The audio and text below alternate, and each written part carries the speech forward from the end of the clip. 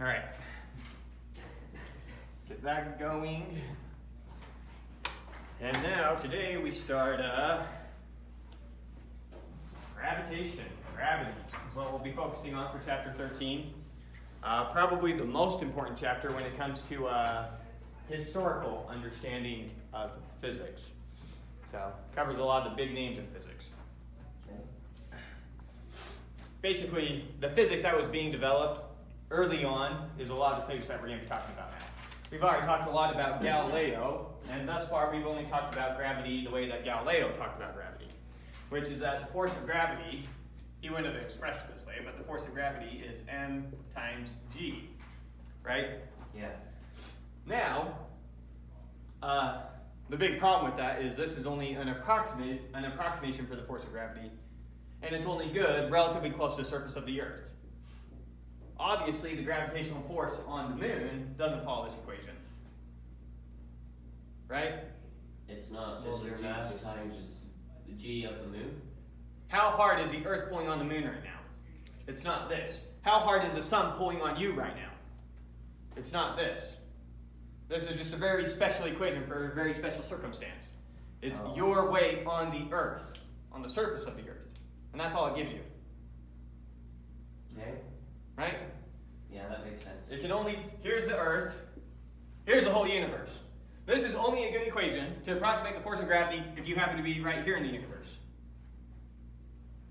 If you're right here in the universe, that equation is meaningless. I see. Right? It only works for a very special place in the universe. That only works for when you're on the surface of the Earth. So is there some sort of fundamental equation for all gravity then? Yes. So one of Newton's big breakthroughs is his equation for the force of gravity. So Newton came up with the equation that the force of gravity, first off, he came up with the idea that every single object with mass in the universe exerts a gravitational force on every single other object with mass in the universe. Really? Yes. Something that is in a completely different You and galaxy. I have gravitational force attracting each other. Okay, that makes sense. But what about me compared to, let's say, some alien galaxies away? That star that you see at night, it exerts a gravitational force on you proportional to both of your masses. The more mass you have, the harder the star pulls you. The more mass the star has, the harder it pulls you as well. So it's pulling me really hard. We'll talk about two things. So one thing, the force is proportional to the masses. Okay. So here's the mass of one object in question. Here's the mass of the other object in question. Okay. So that star and you, the more massive the star is, the harder it pulls on you. The more massive you are, the harder it pulls on you. And inversely proportional to the distance between you, which we'll call r, squared. R is kind of like the radius of a circle. The distance between you. Okay. The magnitude of the position vector between you. Why are you timesing the two masses and not adding them together?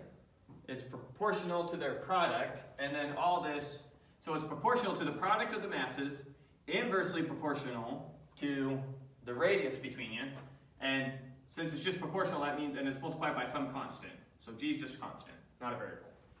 Is this kind of like the g of Earth? No, it's just a constant. Well, kind of. What's the constant? Yeah. Ignore the constant for a second. Okay. The important idea is what is established right here. The gravitational force between two objects is directly proportional to their masses and inversely proportional to the distance between them squared. Which means, if I double your distance from the center of the Earth is now pulling on you with 1/4 the gravitational force it was before. If I double the distance, it reduces the force by a fourth. To a fourth, I mean. So that's why I basically don't experience the pull of that star. Right. If we were to graph the pull of that star, 1/r squared, to graph the pull of that star, when you're 1 unit away, its pull is 1. When you're 2 units away, its pull is now 1/4. When you're 3 units away, its pull is now 1/9 what it was. And so it dies down very quickly approaching that. and it goes to 0 very quickly. So gravity is only really useful unless if you're close? No. I mean, the gravitational force of the massive black hole at the center of the Milky Way is what's keeping the whole Milky Way galaxy spiraling. It just has a much smaller effect on you than it does on our star, on the sun, because the sun's a lot more massive than you are. Oh, that, okay. There's a black hole at the center of the galaxy. Of the Milky Way galaxy, yes. Supermassive black hole. But, Okay. no, on large scales, gravity, even though it dies off this fast, is pretty much the only force that operates. Electromagnetic forces don't really operate on scales the size of our solar system. Because almost every positive charge, when you zoom out that far, cancels out with almost every negative charge. So the force is almost 0. Yeah. Gravity, there's no canceling out force, so it just builds and builds and builds and builds. The more mass you have, the more gravity. So this is Newton's famous equation for determining gravitational forces between two objects. It's directly proportional to the masses between them squared, and divided by the distance between them squared. The That's what's masses proportional between to. them squared? Sorry, their mass multiplied by each other, divided by the distance squared. Okay. Exactly what I've written there. And directly proportional means it's going to be wrong by some constant. And the constant here just depends on whatever the units are that you're using. Because when the universe came into existence, it didn't have the units that it used. So G is like miles or yards? Or... Well, G is just some constant, but it gives you the units that you use. Okay, what's G? G is, let's see if I can remember. It's like 6.07 times 10 to the minus 11. I don't know. Been forever since I've used it. Have to find out what the actual number is. 6.67 times 10 to the negative 11. When you're using Newton's meters, kilograms, seconds. Okay. So that's what the constant for G is. How they measure the constant for G, not crucially important, just that they're able to measure it. The way they did it is they set up massive balls on very delicate systems that could rotate very easily, so that a massive gravitational force would create a little bit of a torque in the system, and then measure the torque. They were able to measure what that number was.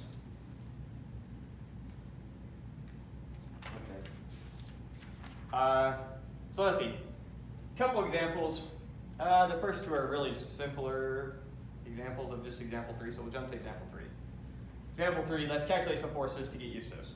So we've got some system of stars. Let's start out the system of stars. So we've got some system of stars. We've got a star right here at our origin. We've got a star right here, and we've got a star right here. Now the distance here is 2 times 10 to the 12 meters. The distance here is also 2 times 10 to the 12 meters. And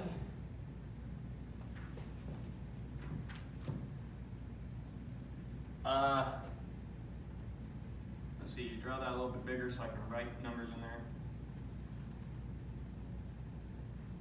We'll say this has mass M1, this has mass M2, and then this also has mass M2. These two stars are the same massive, this one's a different mass. Okay. Our job is to calculate the gravitational force that these two stars exert on this star. So you want to use the Pythagorean theorem to find the distance between the other two, right? We'll eventually need that. So we need to calculate the force that this star exerts on this star, which we'll call this one F1. The force that this star exerts on this star we'll call F1. Then the force that this star exerts on this star we'll call F2. And we need to add those two forces together. That gives us our complete force. Yeah. Okay, so the force of F1 then is equal to, right here, it's the mass of the first star times the mass of the second star times G, all over the distance between them squared, right? Yeah. Now the distance from M1 to M2 is going to be square root of 2 times 2 times 10 to the 12. Just that same thing with the square root of 2 in there. Squared. Right? Why is it square root 2? This side is the same side long as this side, so we have a 45, 45, 90 triangle. 45, 45, 90 triangle. If this has side length 1, and this has side length 1, this has side length root 2. So this is root 2 as long as that. Okay. If this had side length 10 and 10, if I increase that by a factor of 10, that by a factor of 10, I increase this by a factor of 10. Okay, so F1, here's F1, which is equal to M1 times M2 times G all over 2 to the 10 to the 14. That's squared, so Oh, 24. 24, and then we'll have a 2 there, so I should just put 4 here. 4 times 10 to the 24, right? Oh, because your square is times in the 2 as well, right? Yeah, that goes to that. Oh, I forgot to multiply to this. Oops, 8. There we go. There, we squared everything, right? Square that is 2, square that is 4, 2 times 4 is 8, square that is 10 to the 24. Okay. Okay, now, that's only the magnitude of it. So, we're going to need to figure out its component in the x direction and y direction. Anyways, we'll come to that here in a second. F2, let's figure out what F2 is, the magnitude of F2. The magnitude of F2 is going to be M1 times M2 times G, and then this one's just going to be over 2 times 10 to the 12 squared, right? Yeah. So this one's just going to be M1 times M2 times G all over 2 times, or 4 times 10 to 24. Okay, there's the F1 and F2. So now we're looking for, let me move the F2 here. Now we're looking for their total force vector. What's the total force vector? F. Isn't it the sine of F1 and the cosine of F2? No. So F in the x direction is going to be the x component of F1. So it's going to be F1 times cosine of theta, where theta is this angle right here, 45 degrees. That's our theta, right? Okay. Plus, F2 is completely in the x direction, F2. So that's going to be F's force in the x direction. F in the y direction is going to be just the y component of F1. Yeah. Right? So I'll calculate F1 and F2, plug them into these equations, and then we'll get F sub x, F sub y, and go from there. So pull out, oh, I didn't write up the numbers for what these masses were. This one is 1 times 10, so this one right here is just 10 to the 30 kilograms. And then these two over here are 8 times 10 to 30 kilograms.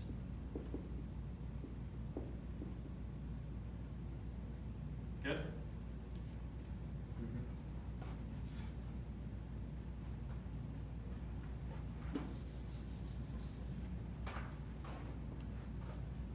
Well, we could probably figure out a lot of this out before we plug into our calculator. Let's see. So this one is 10 to the 30, and this one's 8 times 10 to the 30. So 9 times 10 to the 30. We're multiplying those together. So that's 8 times 10 to the 60. Oh, yeah. So that's going to be 8 times 10 to the 60 times G all over 8 times 10 to the 24, which is going to be equal to, 8's cancel out, and we cancel out 24 of those, so we're left with G times 10 to the 36. 36 for that one. Let's look at this one. This one, when we plug in, we get the same number here. It's still going to be 8 times 10 to 60 times g, all over 4 times 10 to 24. Now that's going to be equal to, cancel all those out, we're going to have a 2 times g times 10 to the 36, right? Okay. So now I'll plug those into my calculator. So,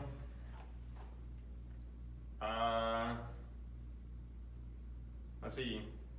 I still have g just stored in my calculator from way back when I took physics. On home. Okay. So we have g times 10 to the 36. That's F1. And we have 2 times g times 10 to the 36. And that's F2. So f of x now is equal to F1 times the cosine of 45 degrees plus F2. That is our x component, which comes out to roughly 1.8 times 10 to, I think we had 3 significant figures for all these, so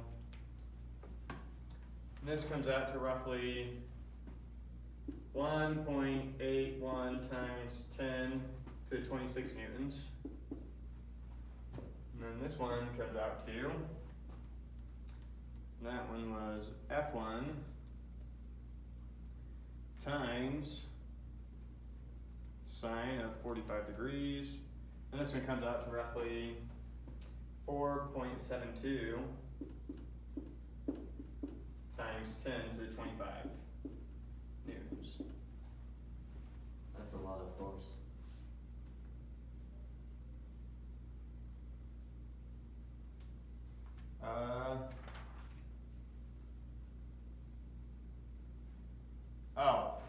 They don't want us to just break it into its components.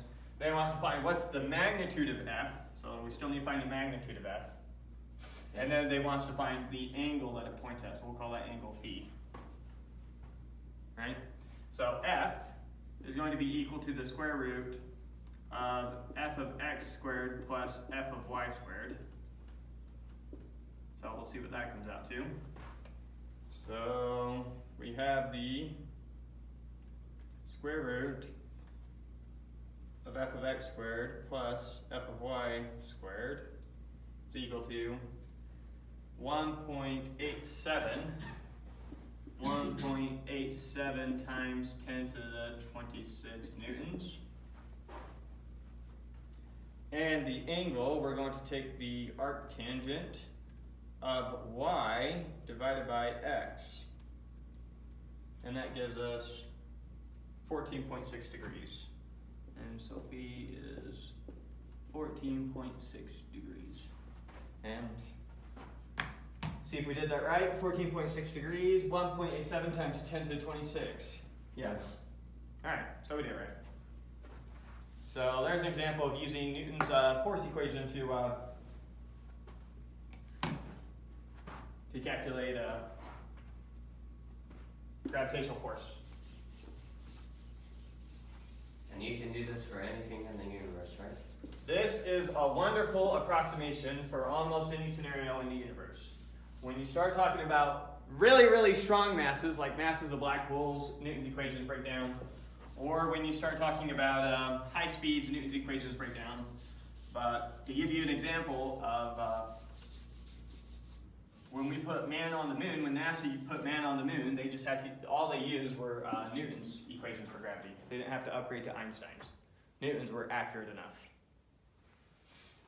So they're technically inaccurate. One of the terrible assumptions of that equation is that forces are instantaneous, which they're not. Forces travel at the speed of light, and so it's not worth it. Forces travel at the speed of light? Yes. If I were to poof this mark into existence right here, it doesn't instantly start exerting a gravitational pull on you. That gravitational pull can only travel at the speed of light. It takes that much time for it to have an effect on you. What about pushing something? Pushing something is the same thing.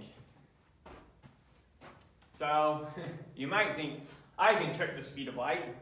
Let's say that I have a really long light stick, and you're clear on the moon, right?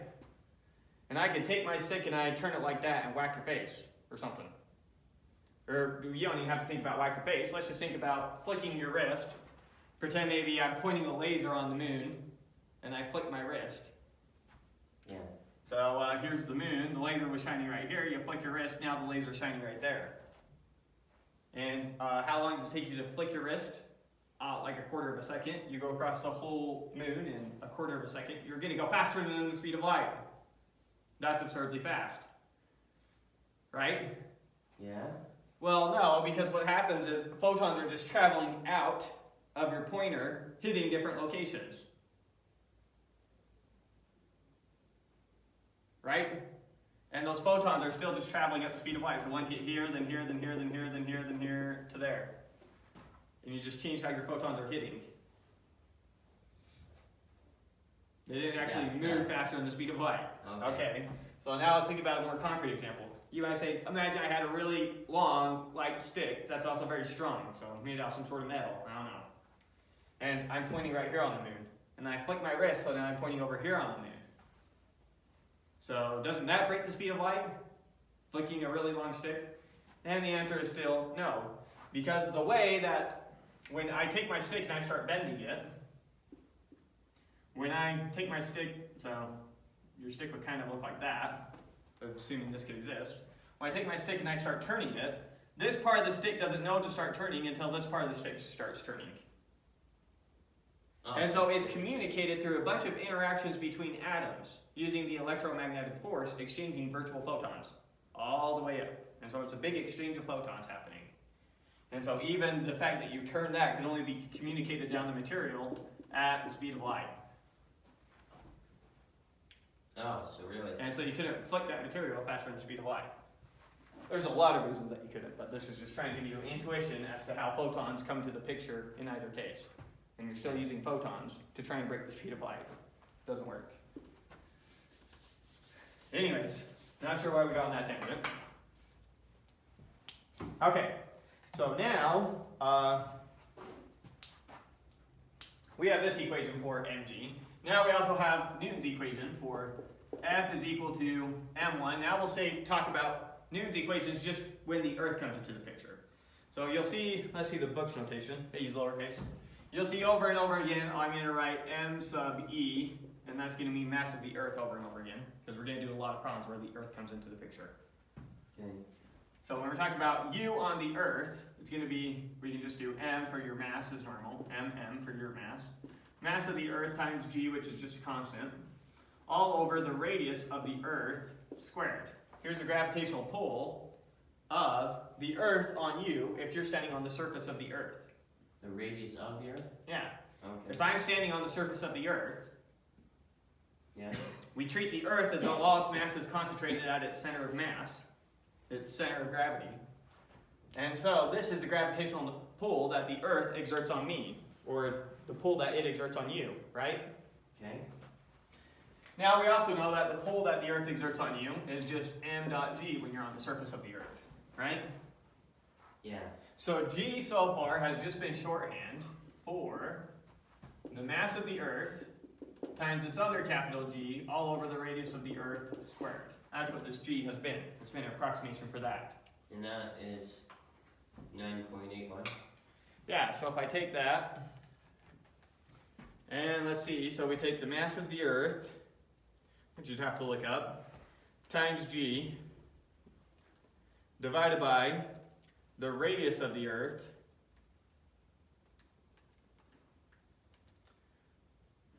then you get 9.79909, or roughly 9.8. So g, I shouldn't say is approximately, that's what it's meant to equal, comes out to roughly 9.8. Okay. So that's what it's been shorthand for.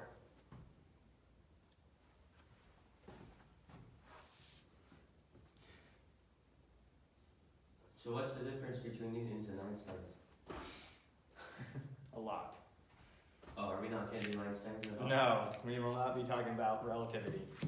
We may do one lecture to introduce special relativity at the end of the class, but even when you have an understanding of special relativity, which that one you can get an understanding for just with algebra, the gap between special relativity and general relativity is a far bigger gap than the gap between pre-algebra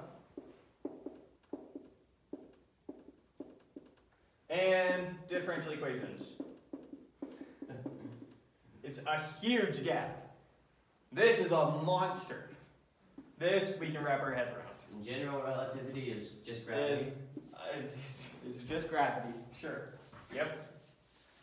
It's the relationship between mass and gravity. That's how mass and space-time interact. Anyways. Space-time? Isn't that just time? No, space-time is space and time. Space-time. One substance. Okay. Alright, you did a little bit of, you did some topology, right? Yeah. You remember topology? At the very end of topology, we were coming up on the concept of a manifold. Yeah, but I don't remember it very well. Roughly speaking, we use manifolds to model surfaces of things. Okay. And they have a nice, we can't really explain manifold. A space-time is a particular type of manifold. You said that during the class. Okay. Yeah. And it's the model that we use when we're talking about masses and our universe, modeling our universe on relatively large scales. Anyways, so now with this equation, by the way, now we can approximate the mass of the Earth. So if I want to approximate the mass of the Earth now, we can get the mass of the Earth from this equation. I know that the force that the Earth pulls on me is mg, right? I can put mg here. Yeah. So I know mg is equal to m times the mass of the Earth times this g constant all over the radius of the Earth squared.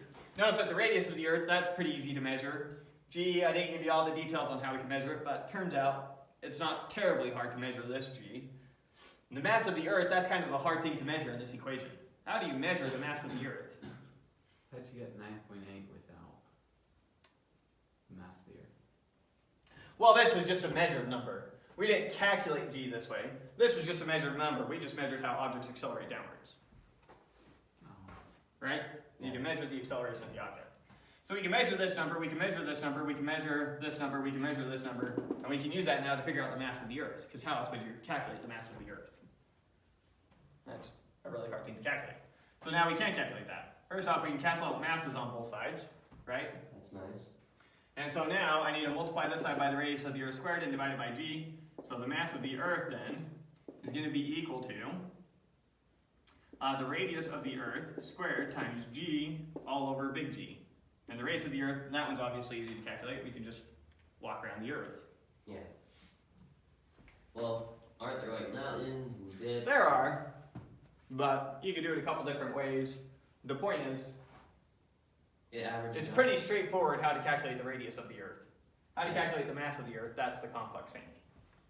I mean, we had good approximations for the radius of the Earth clear back with the ancient Greeks. And they were just measuring how much the horizon changed in your view as you walked so far. Operating on the idea that the Earth is spherical. Yeah. Anyways, so we can use this to approximate the mass of the Earth, and when you plug all that in, how does it come out? So we take the radius of the Earth squared times 9.8, and then we divide that by g, and we get that the mass of the Earth is roughly 5.98 times 10 to the 24, 5.98 times 10 to the 24 kilograms. Notice that in the last problem, one of the stars we were talking about had a mass of 8 times 10 to the 30 kilograms. So the Earth has 1/1,000,000th the mass as one of those stars. So those stars aren't really big. Decently sized. I don't know. You need to give me what's really big, and then I can answer that question. When do we get to really big? Well, approximately 1 million times bigger than the Earth is really big.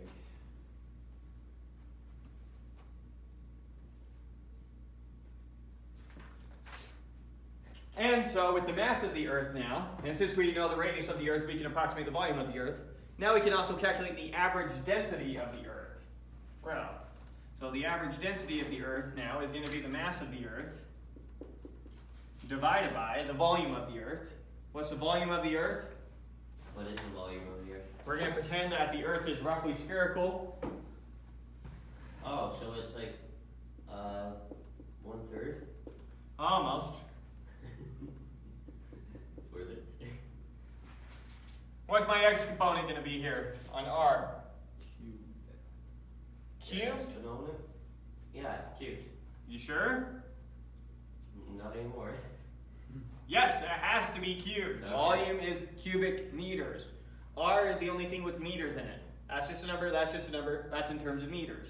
If I'm going to get cubic meters, the thing with the meters in it has to be cubed. All your formulas for volumes always have a cubic in it. All your formulas for area always have a square in it. Always and forever. Yeah. Maybe if you were at class last night. You can learn some algebra. Okay, so now we can approximate the mass of the, or the density of the Earth, and this comes out to, plug it in really quick. One of the reasons I strongly recommend you get a calculator is so that you can store a bunch of these values that you use over and over again, Why would you Yeah. want? like the mass of the Earth. Why would you want the average density of the Earth? Like, doesn't that change really dramatically from the center of the Earth to the mantle to the crust? Yes, exactly, and we're going to show that here.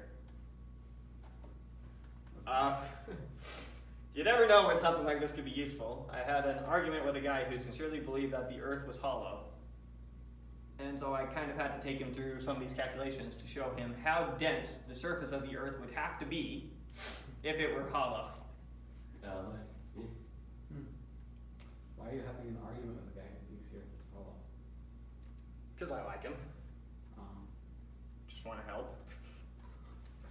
yeah, sounds like he needs it. It was actually not a completely out there theory at one point. And so there were books written on it, on how this theory could be a thing. And so I think he just happened to come across these books before he came across other books. And he bought the arguments. It's the same reason you believe anything I tell you. Why do you believe me? Just because a teacher said so. Because he read a book and it told him so. And it had good arguments. So, you're in a very special position where the person teaching you happens to know it all.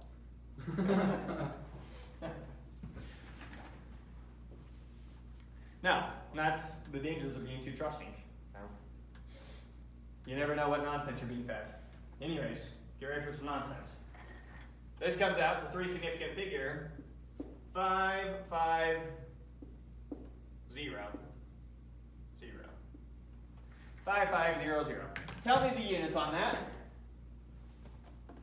Isn't that like kilograms cubed? Kilograms per cubic meter. Perfect. Okay. Kilograms per meter cubed. Now, probably be better to get this in grams per cubic centimeter, just because that's something we're more familiar with, but this is perfectly fine. Grams per. Cubic centimeter. Oh no, I'm not that So familiar. how dense the Earth is in a centimeter? How much 1 cubic centimeter of the Earth should weigh? Okay. Rather than a cubic meter. Cubic meter is pretty big, Yeah. right? Decent sized. And so, if we convert that, let's see, we're going to multiply the top by 1,000 and then divide it by 100. 100 cubed, which is 1,000,000, right? So, 5.5 grams per centimeter cubed. What? Did I do that wrong? You guys making me wonder. Well, I mean, that's a lot of weight for 1 centimeter. 5500 times, we have 3 zeros. 1,000 grams in 1 kilogram. And then we need to multiply it by, this was kilograms per meter cubed, so 1 meter is 100 centimeters. And we need to cube that. Times 1,000 divided by a million, or divided by 1,000, I did it right. 5.5. I should know I did it right. Yes, that number makes sense. And I guess I can just check considering, here. like, the center of the 5.5 grams. That's average. Yeah, average density. The density of water is about 1 gram per cubic centimeter. So it's roughly 5 times as dense as water on average. And so the surface of the Earth is less dense, and it gets denser and denser and denser the further in you go. Can you see how dense it is in each layer? Like, Uh, people found those calculations? Yeah, rough calculations, yes. And the book has an image of it to show you how dense different areas are. So at the very center of the Earth, it's roughly 13 grams per centimeter cubed in its densest part. So 13 times as dense as water. Aren't stars way denser than that? Stars are very large. We can calculate their density, the density of a star. Could we calculate the density of our star? Sure. So Okay. we need to do the mass of our sun divided by 4/3 pi times the radius of our sun cubed. Now I have those numbers in front of me, so I don't want to take the time to look it up, but you could easily just Google those numbers. You could Okay. probably just ask your phone, hey, what's the density of the sun? Well, I want to see us calculate it.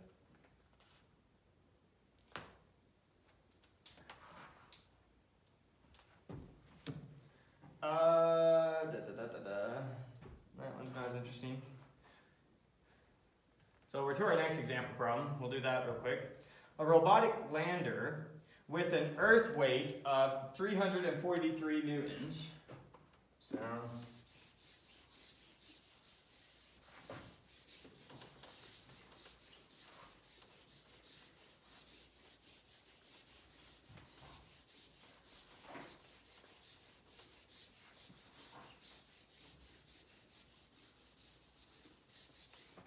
So let's see, we've got some robotic lander. Its weight is 3,430 newtons on Earth. So I know that m times g is equal to 3,430. I forget way too fast. 3,430 newtons.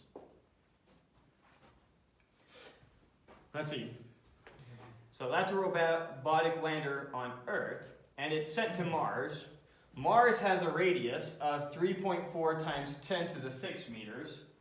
So the radius of Mars is 3.4 times 10 to the 6 meters.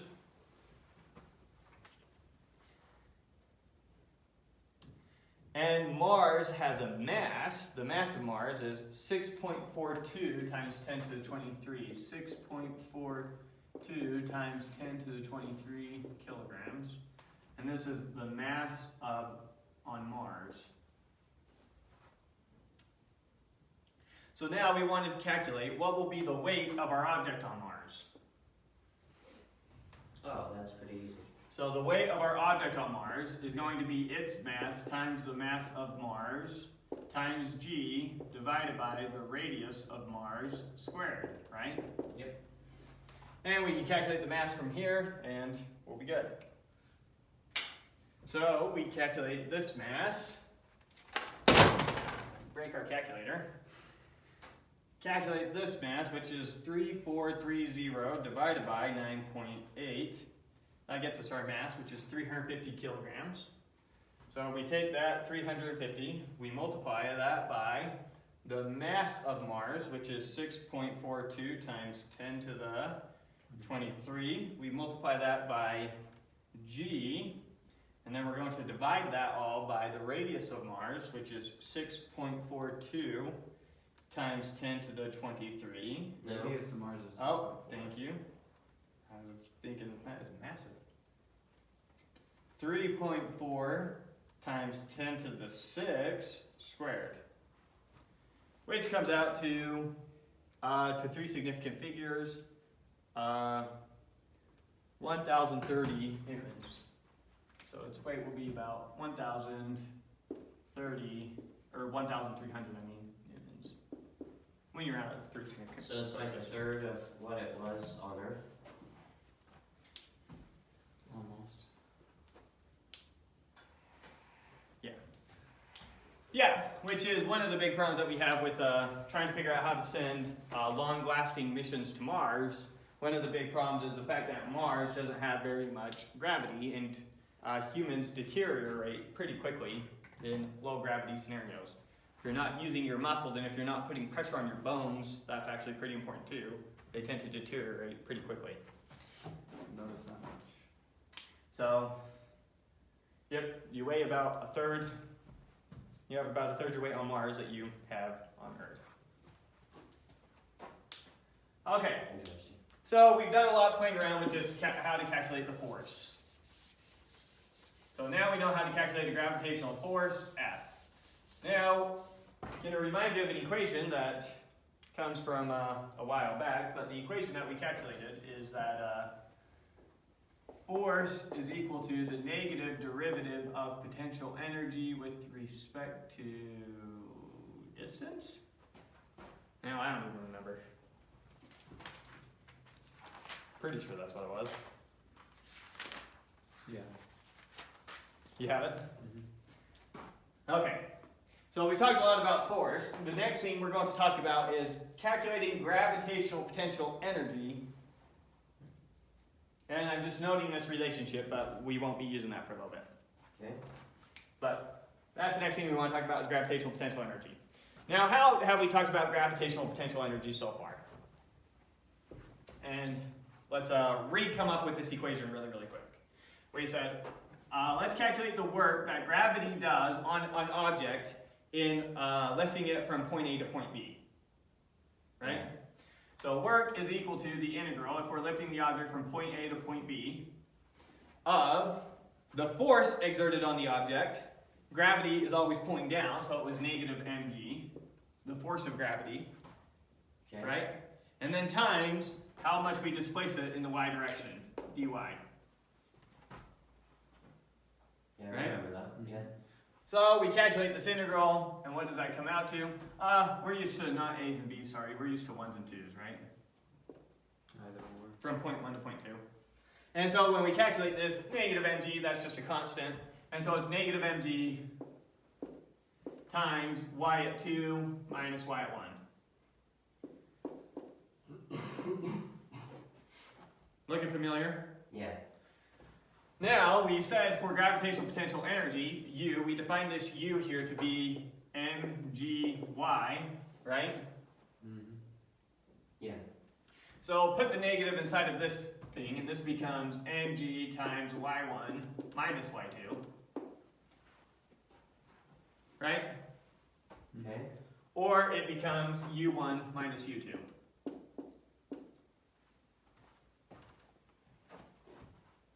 Mm-hmm. So work gives us the starting potential energy minus the final potential energy. Now we also knew from the work energy theorem, we also knew that work was equal to the change in kinetic energy, K2 minus K1. Right? Yeah. And so when I took the fact that work is equal to this, and I took the fact that work is equal to this, substitute over here, and I had U1 minus U2 is equal to K2 minus K1, or in other words, put all my K1s over here, all my 2's over there, we get U1 plus K1 is equal to U2 plus K2, which we've used that equation 100 times. Oh. Yeah. that makes Mechanical sense. energy is conserved. Yeah. This all come back to you? Mm-hmm. We're going to do a similar thing now, but we're not going to use this equation for our force of gravity. We're going to use Newton's equations for gravity. Okay. And so now we can calculate our potential energy anywhere in the universe, not just calculating our potential energy relatively close to the surface of the Earth. Right? Okay. So now I could do something like calculate the potential energy of an asteroid, for example. Right now we can't use this equation to calculate the potential energy of an asteroid, because it assumes that the force of gravity is always just mg. Which it's not. Which it's not. That's only if you're really close to the surface of the Earth. Yeah. Okay. So, rinse and repeat, right? So we're now in a more general scenario, and I'll keep the 1s and 2s there, and going from point 1 to point 2, but now this is anywhere in the universe, we're not limiting ourselves to the surface of the Earth, is going to be negative m times, not sure what to put here. I don't know if I want to use m1 and m2 because 1 and 2 are that. Let's see if we can steal some of the author's notation. He's calculating gravitational potential energy with the Earth. So, since this had to do with the Earth, okay, we can do the same thing. So, the mass times your mass of the Earth times g, all over r squared, and r can change. Yes. So this type of scenario we're talking about is the potential energy of here's the Earth, we want to know, here you are, or here's maybe a space station. How much potential energy does a space station have when it's clear out here at, I don't know, something like 10 to 7 meters, however far out it is. How much potential energy does that thing have? In other words, if that thing fell to the Earth, how much energy could we get out of it? Okay. Or another way to think about it is maybe we want to calculate how much energy it takes to get it that high. Yeah. With me? Mm-hmm. Okay. And so r is the distance between them. From the center of the Earth. R starts at the center of the Earth. And it goes to the center of whatever the object is that we're talking about. Anyways, so here's what we want, here's what we're calculating. So here's our force, and our distance now is going to be little drs rather than dys. Because r is the thing that's changing and everything else is constant. Yeah, we typically, when we talk about in 3 dimensions, we typically use r's to talk about positions. Remember, our position vectors were always like this.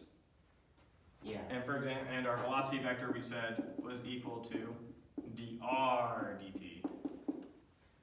So typically, when we're talking about 3 dimensions, we just use r's. Okay. Yeah. Okay, so here's our equation, right? And so now we just need to calculate this integral. Yeah. And so this integral is equal to constant, constant, constant. Yeah. And even the negative is a constant, so we can pull all that out. So we can pull out negative m times the mass of the Earth times g, and we're left with the integral from point 1 to point 2 of dr over r squared. Yeah. Now you might be at a loss on how to calculate that integral, Yeah. but remember that dr over r squared is the exact same thing as R negative 2. r to the negative 2 dr. There we go. So now let's calculate that integral. What is the integral of r to the negative 2 with respect to r? Just negative to the or. R to the negative 1 over 1. Oh. Oh, over negative 1. times It's negative yeah. 1 over r to the negative 1, Negative 1. right? They're all just saying the same thing. So we have, no, you were both saying pieces of it. You said divided by negative 1, which I guess still works, but it's a weird way to say it.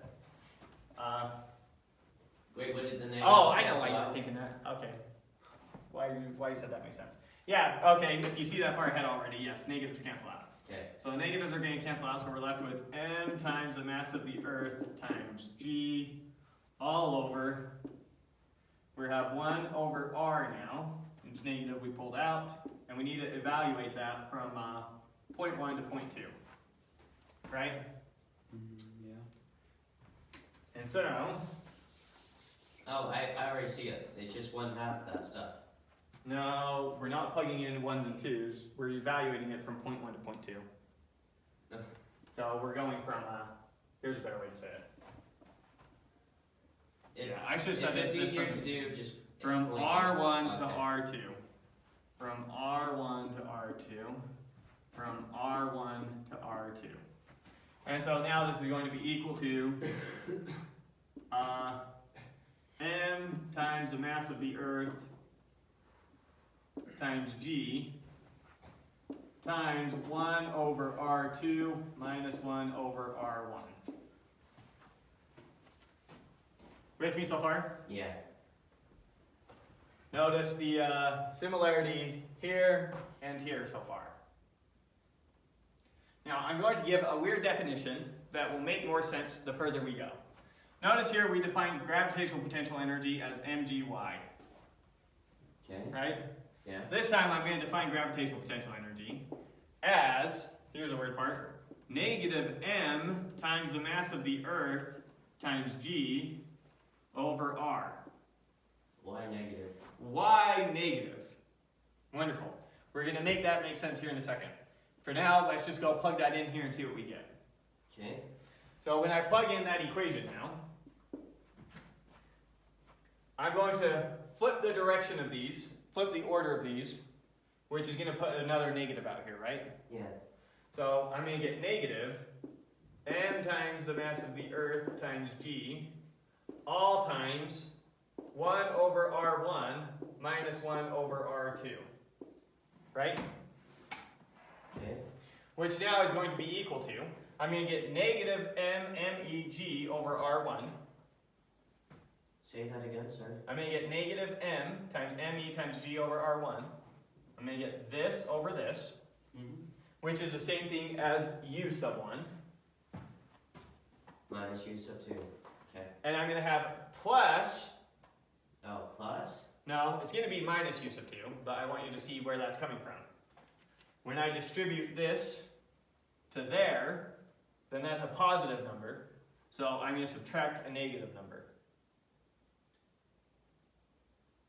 Oh, because u2 is negative. Yes, u2 is a negative number. So when you distribute, we get plus this over r2, which is the same thing as minus negative that. Yeah. Are you with me? So notice when we use this definition of u, then when we calculate the work, it comes out u1 minus u2, So it's the same. which is the same way that it came out here. Yeah. So there's nothing holy about this definition of potential energy. It just makes it operate the way that you really want it to operate, as unintuitive as that negative sign is there. Okay. So it makes so that when this is all said and done, rather than it being u2 minus u1, it comes out u1 minus u2, which is what we want. Because we also know that we can use work to calculate our change in kinetic energy, and so we can still use this formula exactly the way you know and love. You don't have to fiddle with it. With anything. With anything. You can still use that straightforward if you use this definition for u now.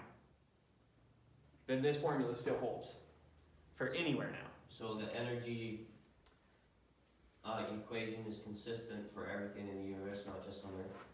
Yes. Yeah, this is conservation. We call that mechanical energy. Mechanical energy is conserved, assuming no work is going into the system in some way. Okay. So that's one of the reasons that this definition of potential energy is so useful. Another reason that we really like this definition of potential energy is, notice with this potential energy, it depends on what your y is, right? Yes. And where is your potential energy 0 here? Your potential energy is 0 here wherever your y is 0, which depends on your coordinate system. Yeah. Right? Here, where is my potential energy 0? How far away do I have to be for this number to go to 0? Well, your radius can't equal 0 because that's undefined. No, but let's graph this equation. So this is a constant times a constant times a constant all over r. R is our only variable here, right? So this function behaves the same way that the function negative 1 over r behaves. Okay. You with me? Mm-hmm.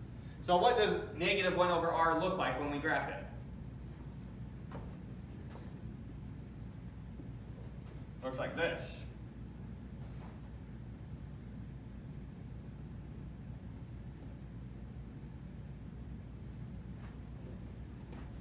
So it never really reaches 0. If I plug in a really, really small number here, like 0.00, if I plug in 1/1,000,000th here for r, then this whole value is negative 1,000,000, Yeah. right?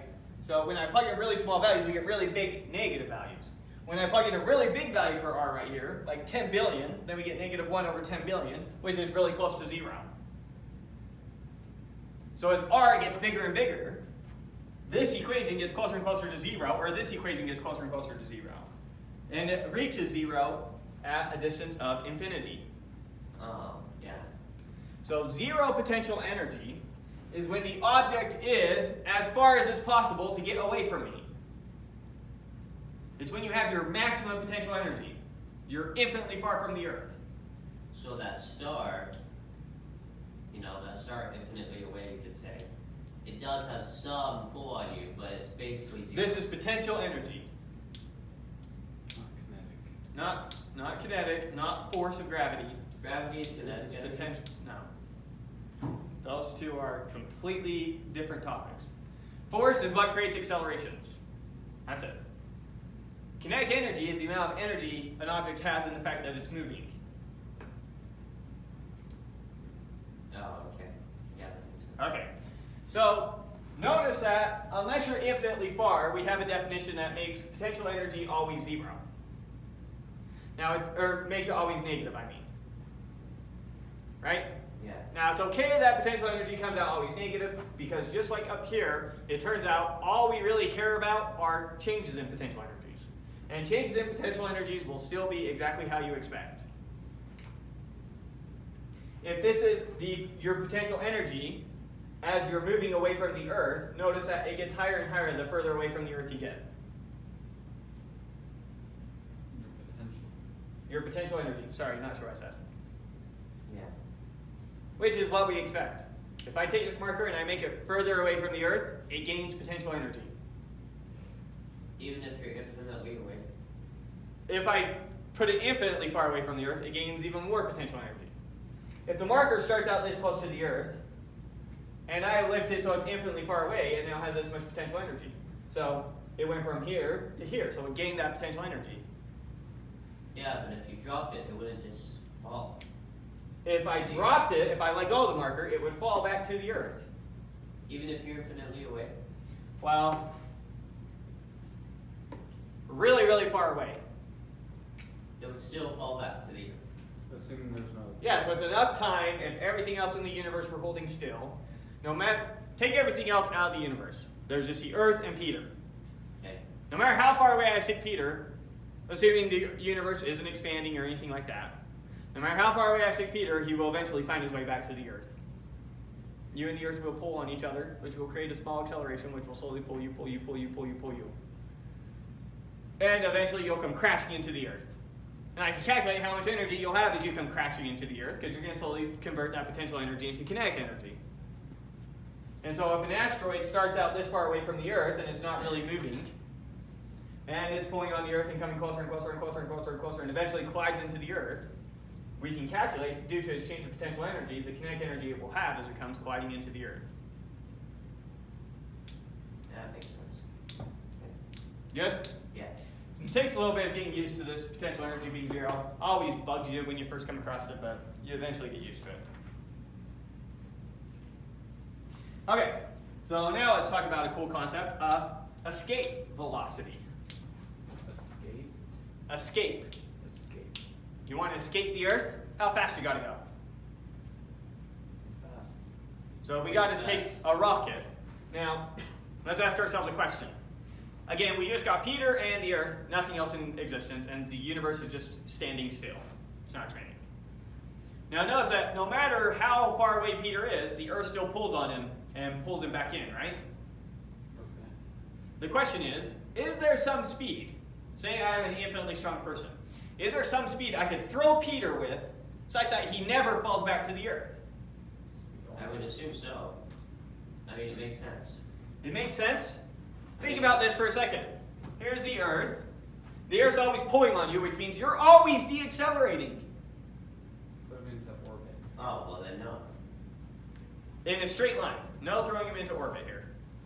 In a straight line, straight up. So I throw him up. So as Peter, he has some initial speed, but as I throw him, he's constantly slowing down and going slower and slower and slower and slower and slower and slower and slower and slower and slower and slower and slower and slower and slower.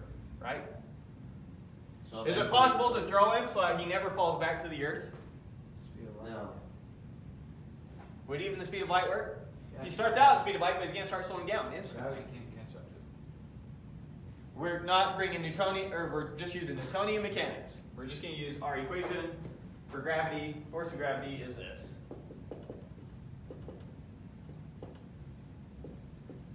Which So as gravity acts instantaneously.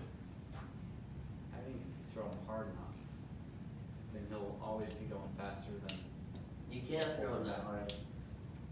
You think that there's some speed I can throw him at, that even though he's constantly slowing down, he's never going to come back to the Earth? Because he's still going farther, the rate slows him down. Is that possible? Is that possible? Does that make sense? You have the right idea. And yes, it is There possible. something? Because you de-accelerate at a slower rate the further you go. Yeah. And so let's say that your de-acceleration is always getting rid of half your velocity Okay. for every unit of time. Yeah. So you start out going 1,000 meters per second. By the time you get here, you're going 500 meters per second. By the time you get here, you're going 250. And I should have picked a number that's more divisible by 2. But the point is, as you go down, you just lose half your velocity, but you always have some teeny bit of velocity. And it's just constantly halving it per second. One way to think about it.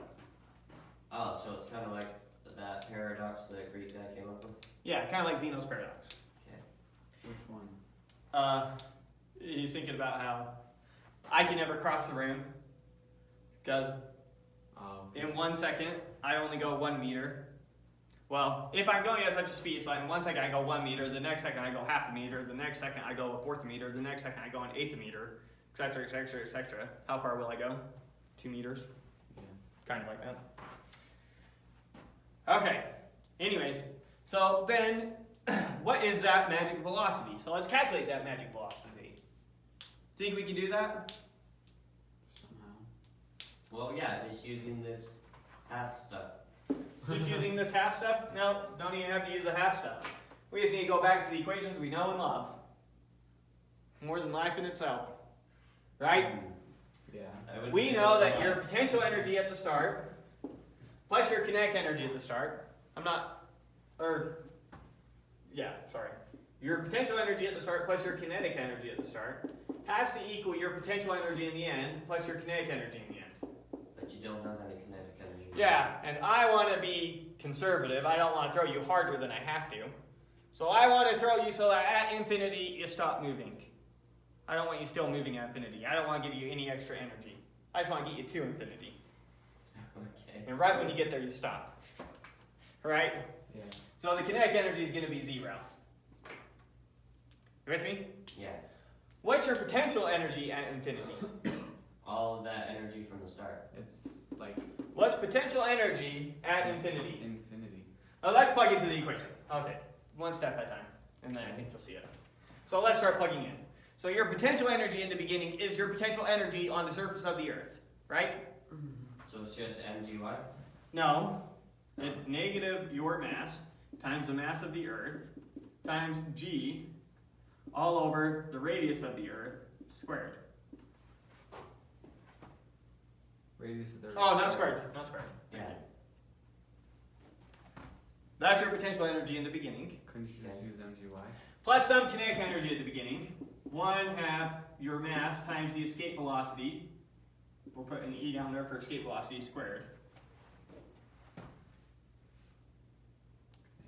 Is equal to. Now, what's U2? Just this. Oh, it's a negative of a negative, so it's positive. No, let's just plug in. It's going to be negative your mass times the mass of the Earth times g divided by, what's the distance going to be? Infinity. Infinity. Okay, what is that? 0. 0! Your potential energy at infinitely far away is 0. That is so weird. Okay. So this is just 0. You follow that? Yeah. So this right here was just 0, and it turns out we were just doing this easy calculation. It's one of the reasons that this definition is nice. You want to calculate something like the escape velocity? You can use 0 for your final potential energy. Interesting. It's a natural way of bringing a 0 into a lot of your equations. Anyways, so now we're calculating this equation, right? Okay. And now we just need to calculate your escape velocity. Well, we can divide both sides of this equation by m, so cancel out the m, cancel out the m. Turns out it doesn't matter how massive Peter is. I may have to give him the same velocity to Peter that I'd have to give that calculator to get them to escape the Earth. For real? Yeah, because you and that calculator, even though you have different masses, you both accelerate downwards at the same rate. Okay. Because if the force of gravity on you is your mass times the mass of the Earth times the radius of the Earth squared, if this gives me your mass times your acceleration, right? Mm-hmm. Then to calculate your acceleration, how do I calculate your acceleration? Divide both sides by n.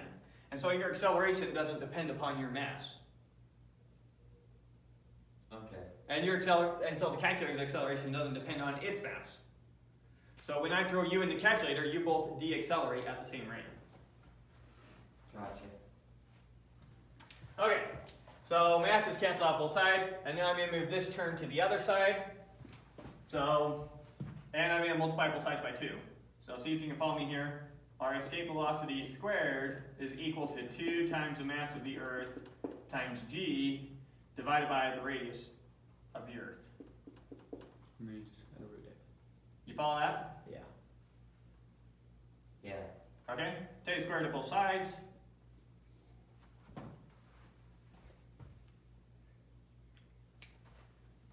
And we can actually find this out? Yeah, we need to know this for like a rocket. Oh, duh. You don't want a rocket to fall back to the Earth. And so it's the square root of 2 times the mass of the Earth times g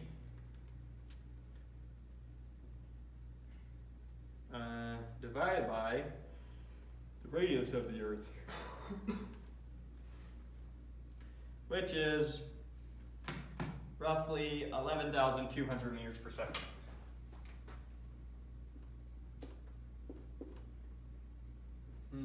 Well, that's Wonder if I pretty made a fast. mistake there. We didn't even read the problem.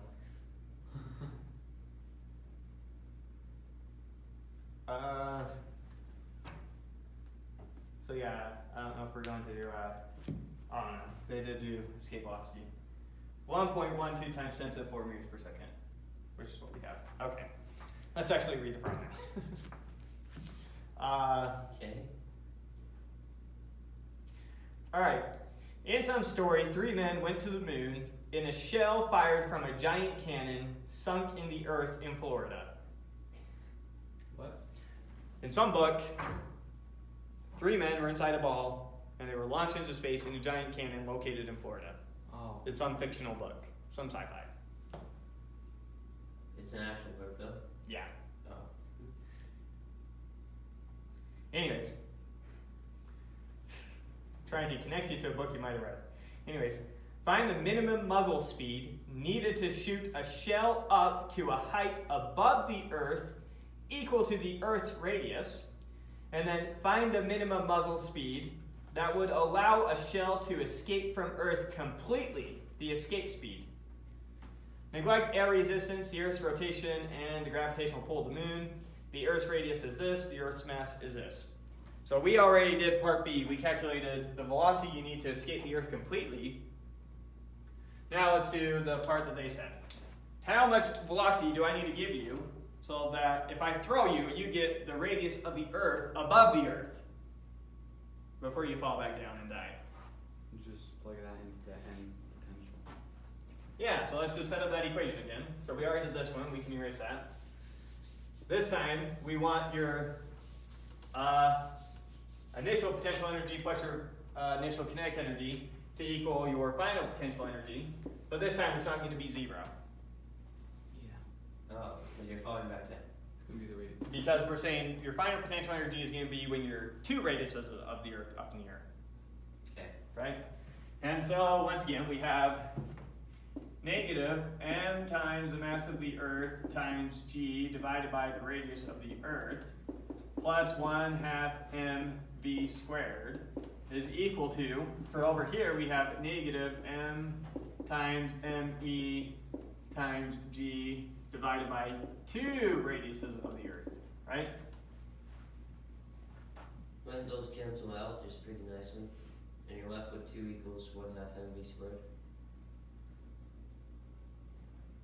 I don't know what you're doing in your head, but definitely not. So I can add this quantity to both sides. I'm going to add this quantity over here, right? Yeah.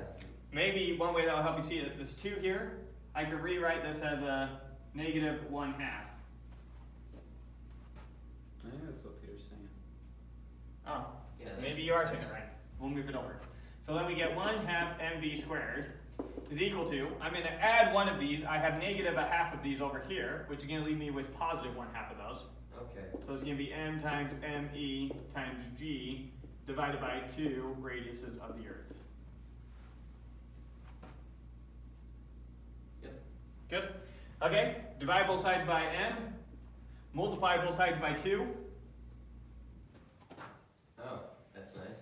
and so now we get v is equal to the square root of the mass of the Earth times g divided by the radius of the Earth. Right?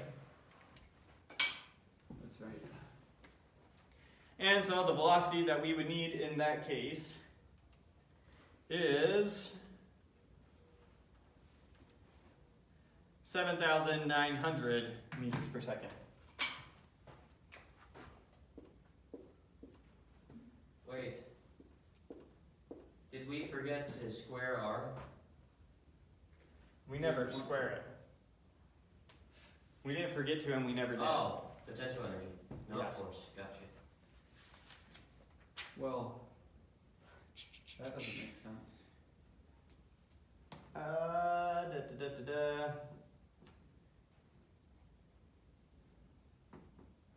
7,900 meters per second. Okay. Sorry, what? Your end potential is the exact same as your starting potential, right? My No. end potential. Never mind. You wrote the 1/2 on the outside. That Yeah. confused me for a second. Oh, yeah, sorry. It's right there. Okay. Good? Mhm. Yeah. All right. So there's some problems using potential energies.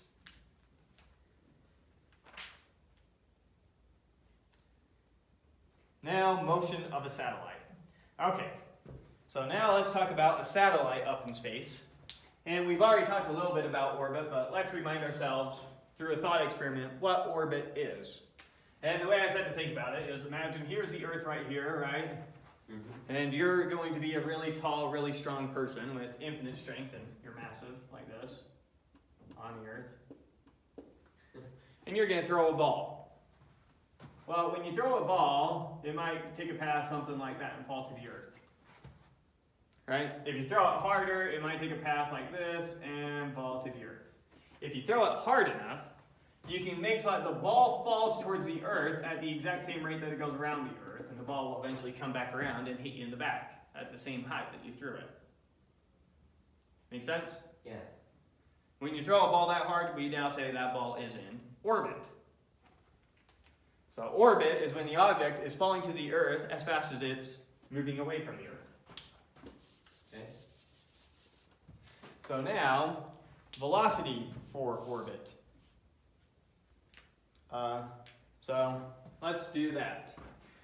How fast does an object have to be moving? So let's say here's the Earth. Let's say we have some object, some satellite, and it's some distance r from the center of the Earth.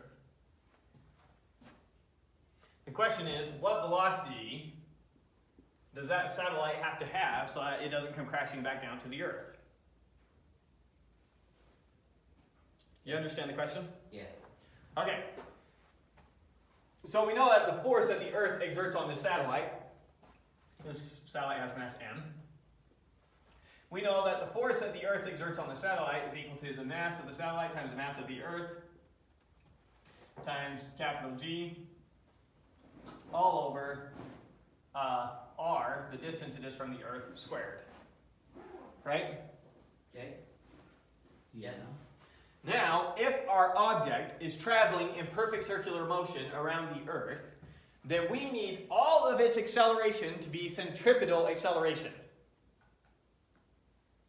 If all of its acceleration is just going into changing its direction, and none of it goes to slowing it down, then that means it's going to be orbiting the Earth. Centripetal is just your change in direction, right? Yes. Okay. You might remember clear back from when we talked about perfect circular motion. So, the force of gravity, this is going to be the same thing as the mass of the object times its acceleration, is equal to that, right? Yeah. And if this object is traveling in perfect circular motion, this is also going to be its mass times its acceleration is all going to be centripetal acceleration. And our equation for centripetal acceleration, you might remember, is v squared over r. Okay, I see what you're getting at. So, this is going to be its mass times its acceleration. This is its mass times its acceleration due to gravity, which is the only force acting on it. Mm-hmm. And with these two together, we can now calculate its velocity. How'd you go from MEG over R squared to V2 over R?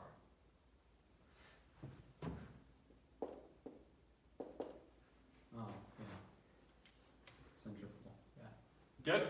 Mm-hmm. Yeah, that's just a substitution there. Okay. So now, with this equation, we can start solving for v squared. First off, multiply both sides by r. I get rid of that and that, right? Mm-hmm. Divide both sides by m. I get rid of that and that. And so v is just equal to the square root of the mass of the Earth times g divided by r. How far out it is. Isn't that what we just did down there? So we could have just used that formula. What we just did where? Right there, on your 7,900 Yeah, because meters per R. second. It's the same thing. Coincidence. And you're going to see why those two are very closely related. So it's great that you made that connection. Okay. Because when we calculate the total energy it takes to put an object in orbit, there's two things you need to account for. You need to get the object that high in the air, and then you need to, when it's that high in the air, it still has enough kinetic energy to orbit the Earth. So there's two things that you have to overcome. You have to first get it that high in the air, and then give it enough speed. And you need to account for both those things when you're trying to calculate how much energy to give a satellite, right? Okay. And it turns out the amount of energy it takes to lift it up that high in the air is exactly the same amount of energy that it takes to also keep it orbiting. So this is how much energy it takes to get that high in the air. This is how much energy it takes to keep it orbiting. So if we just double that quantity, then that's the total energy it takes to get it there. I see. So those two are related like that, but we were solving two different things. This was getting you the radius of the Earth up in the air. This one was getting you staying that high in the air, orbiting. Okay. Anyways, so there is our velocity for a satellite above the Earth. Now, another thing that we're often interested in is the period. How long does it take the satellite to go around the Earth then? Why would that be useful? Keeping track of where satellites are, Oh, and then I guess if you want to go to it. right? If you're providing like a cell phone service that always needs some number of satellites to be in a certain locations, I don't know, maybe at certain times of day you try to maximize something, who knows? But yeah, we're often very interested in how long it takes these satellites to go around the Earth, which is the period. So the period then.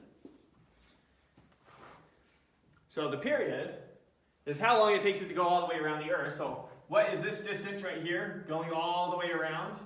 2 pi. That's going to be 2 pi times r, however high you are. Okay. Distance. Mm-hmm.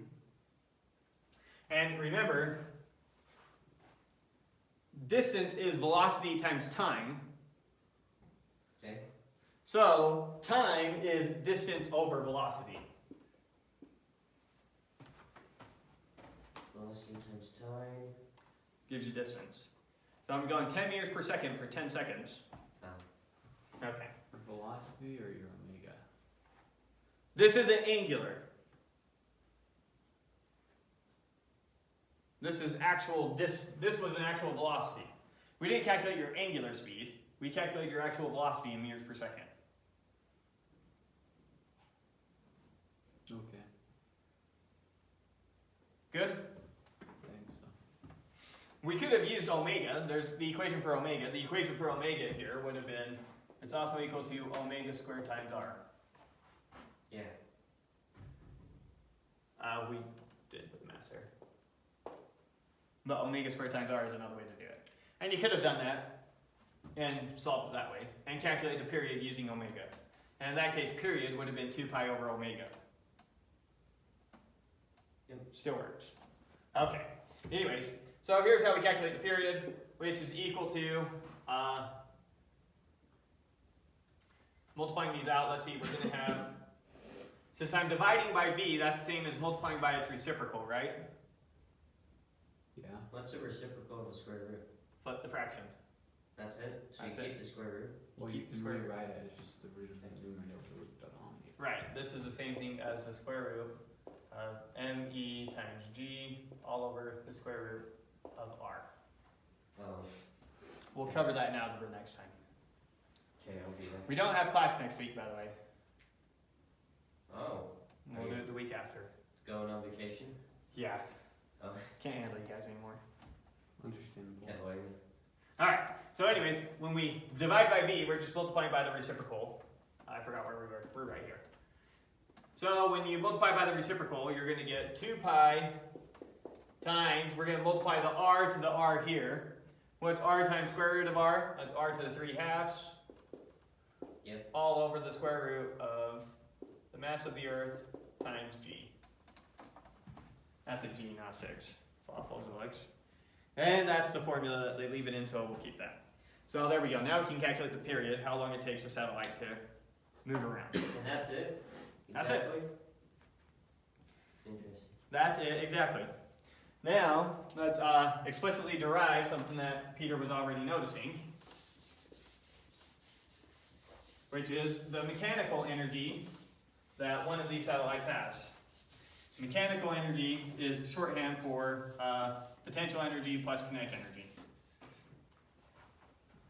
I think that's what they're doing here. Yeah. So the total mechanical energy that an orbiting object has is going to be its potential energy plus its kinetic energy, right? Yeah.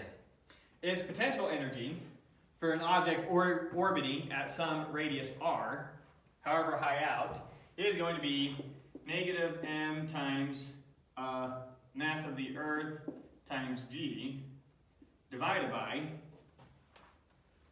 whatever the radius is that we're out. Right?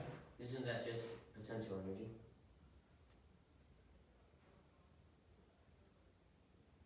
Yeah, that's what I'm substituting in. E.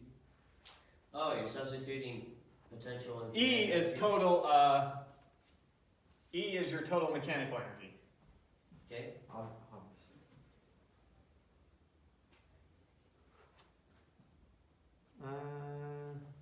Make sure I'm not missing anything here. Ku, yeah. Okay, I don't think we're doing anything weird.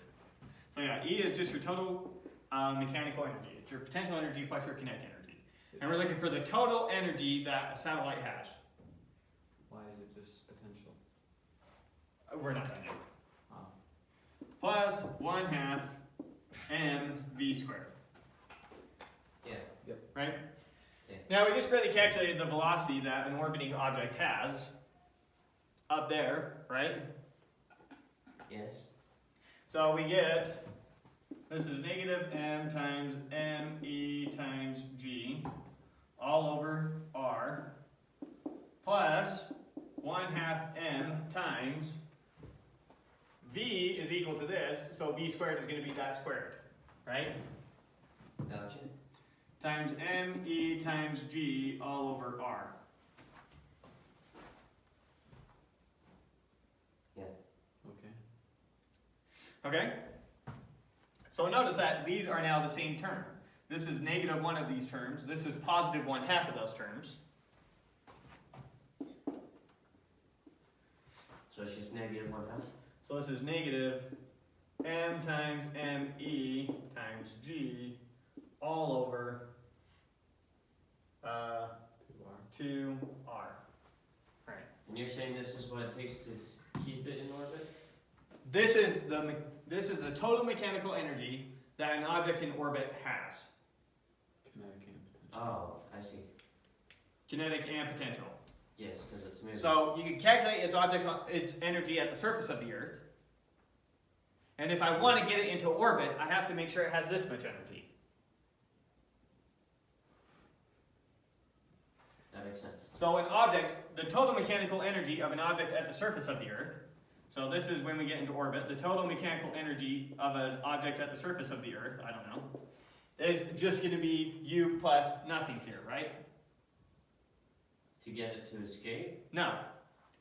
If I have a satellite sitting on the Earth, not So moving, If you're sitting on it. before we launch it into space, And this is a case with everything, right? with anything. Yeah, we're just using a satellite as an example. Then its total mechanical energy is just negative m times me times g all over the radius of the Earth. Right? Yes. There's its energy sitting on the Earth. If I want to get it into orbit at some distance r, I need to take this energy and make it this much energy. So it's a change in potential energy, or it's a change in energy that determines how much energy I need to give a satellite to get it into orbit. Well, the only difference is just doubling the r. No, this is radius of the Earth. This is for any r. It depends on how high up you want. Maybe you just want it to orbit the Earth at 1 meter up in the air. It could orbit the Earth at 1 meter in the air. It'd be a nightmare, but yeah. Theoretically. Oh, because it would hit into everything. Wouldn't it But just you have- could do that. You could put something in orbit. Let's say if the Earth was perfectly spherical, so no mountains or It's anything. possible for me to throw this marker hard enough that it never falls back to the Earth. Where does that look in the equation? Wow. Notice that radius is in the denominator here. Yes. So the smaller the radius, the bigger the velocity. Oh, so you have to throw it pretty damn hard. So yeah, the closer you get to the surface of the Earth, the more velocity you have to give it Okay. to stop it from falling back to the Earth. So notice that R here, well, So there is never really a particular I'll say it that way. place where you things are put into orbit. Anything can be in orbit anywhere. Yeah, you can make any you can give any object enough energy that it orbits anywhere. And so this is just, if you want it to orbit here, here's how much energy it has, here's where you want it to orbit, calculate the difference, that's how much energy you're going to have to give it. Okay. Okay. So, talk about that. Okay.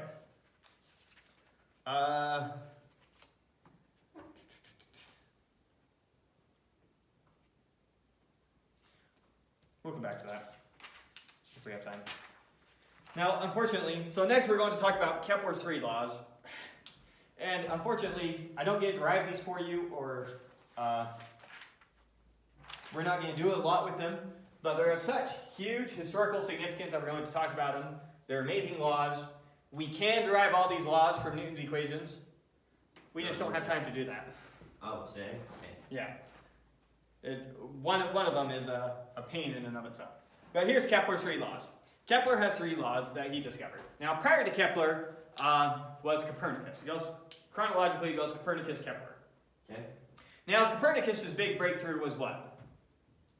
The Earth's not the I don't know yet.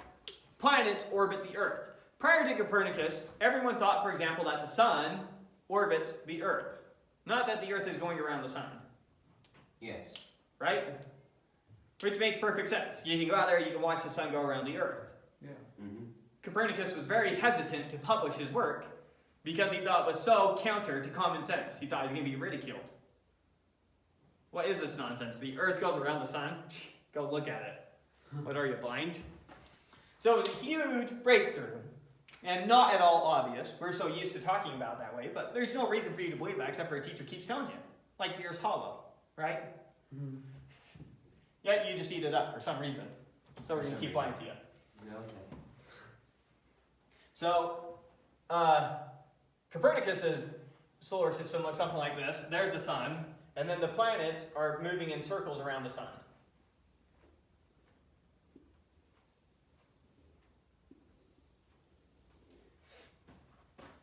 Right?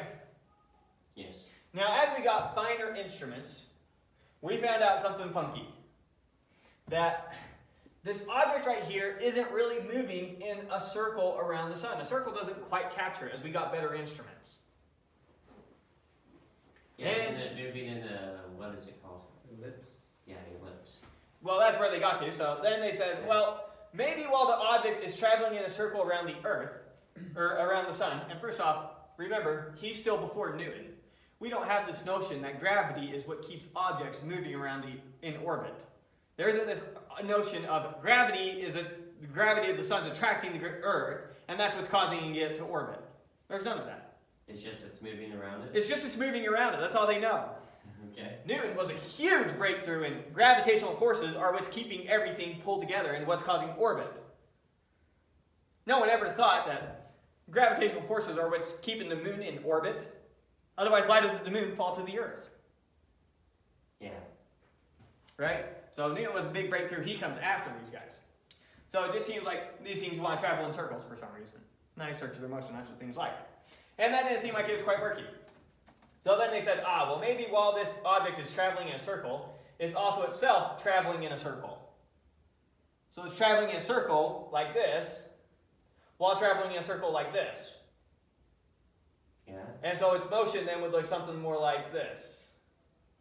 Right? Because it's going in a circle while going in this circle. Mm-hmm. But that isn't right. No, it's not right.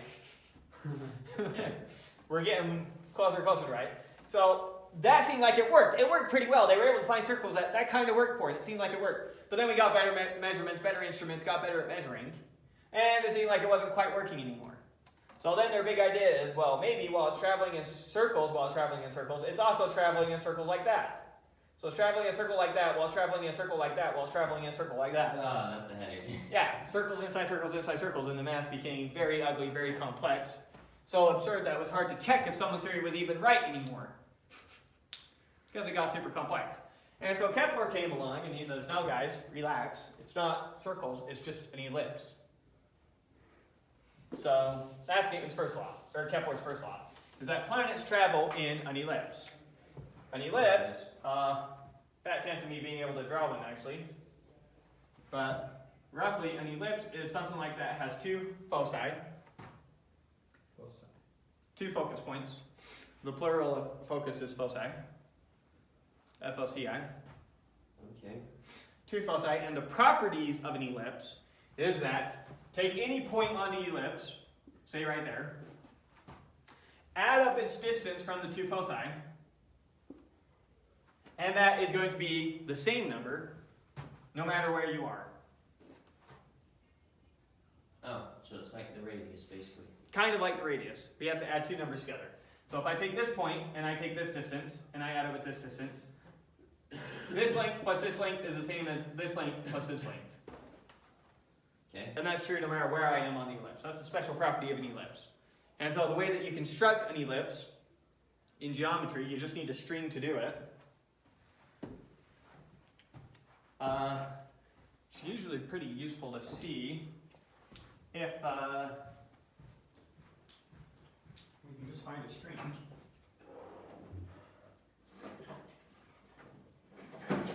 Here's a string. Alright, I need one of you to come up.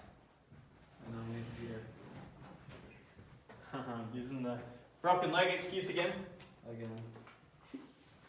It's like the fourth time today. Oh, it's getting pretty convenient. Trying to get enough space that we can draw this thing. Okay. So the way that we construct ellipse, you'll take the marker, I'll just hold the points. Let that sit on the floor. And so I hold the string at the two foci. I'm going to hold it like that. You are going to take that string, put the marker inside of it. So you're going to draw inside the string and pull as tight as you can and then go around. Exactly like that. And we don't need to draw the whole thing, but yeah. Okay, try going back the other way. Hopefully I don't move any. And it's going to be a little bit of a lie because my finger has thickness, so the bottom part's kind of ruined town. Oh well, we're good with just the top. Okay. My fingers were roughly, look for the ink pep marks, like right there, right there. And so you saw that no matter where you were pulling the string tight. And so the distance between those 2 points was always the same. So that's geometrically how you construct an ellipse. Unfortunately, I was using my fingers rather than pinning it into the paper or something like that, but that's how you construct it. That's a circle. I picked foci close together. Yeah, I can tell you up close that's not. Pretty easy to look at. Let's do one more, and I'll make it more dramatic. We'll make the foci further apart. And we'll just bother with the top half. So this time, I'll make it like that. I got the inside right here. Other way. Push up. Yeah, there you go.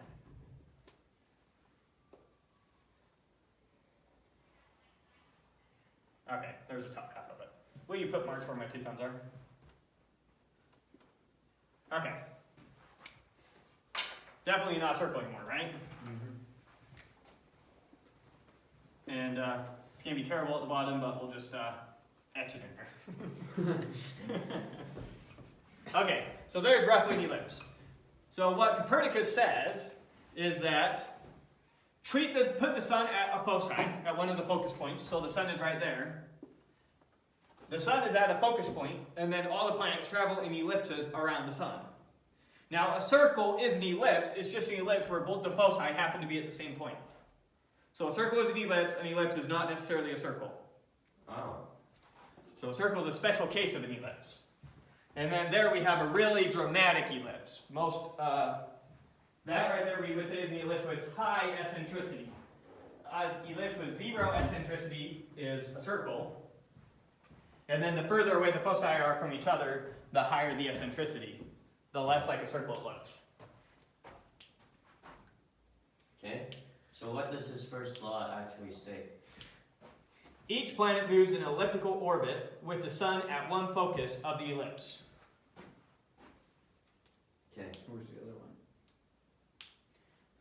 one? There's nothing there. So here's the sun. This is a valid orbit for some object traveling around the sun. Now, planets are closer to circular, so it's more like this. We have Mercury's orbit, looks something like that. Venus's orbit is still pretty circular. But as you get out to planets further out, as a general rule, planets further out, it becomes more elliptical looking. And then comets are very elliptical. So something like Halley's Comet around the sun, Halley's Comet has an orbit that looks something like this. Oh, wow.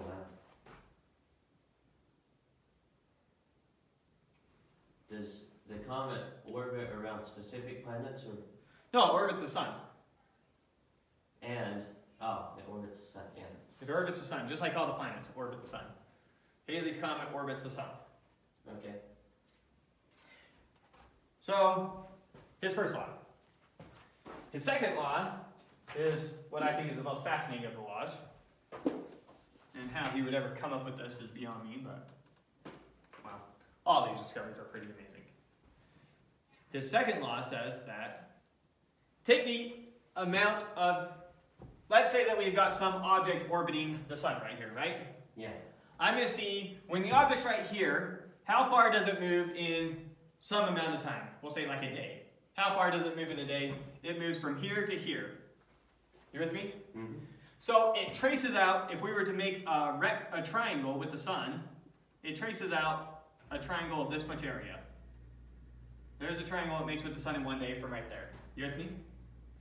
Now, if the object were over here, then in one day, it travels to, like, right there. And so if we create its triangle with the sun, this is going to look terrible, but is going to be a very, very thin triangle with very thin area. You with me?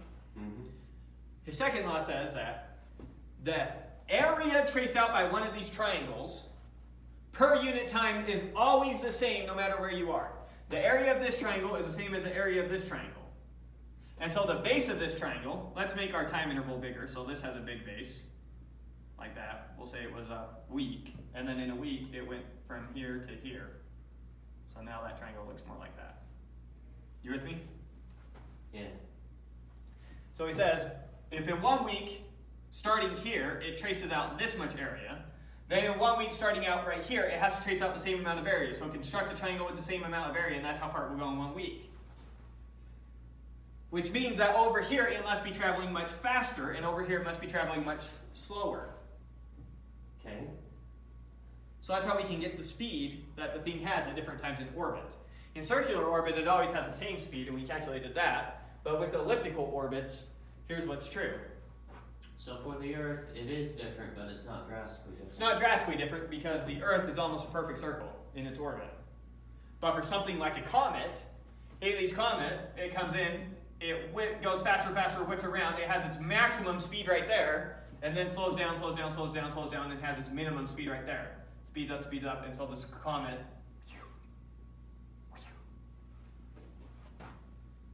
Okay. right?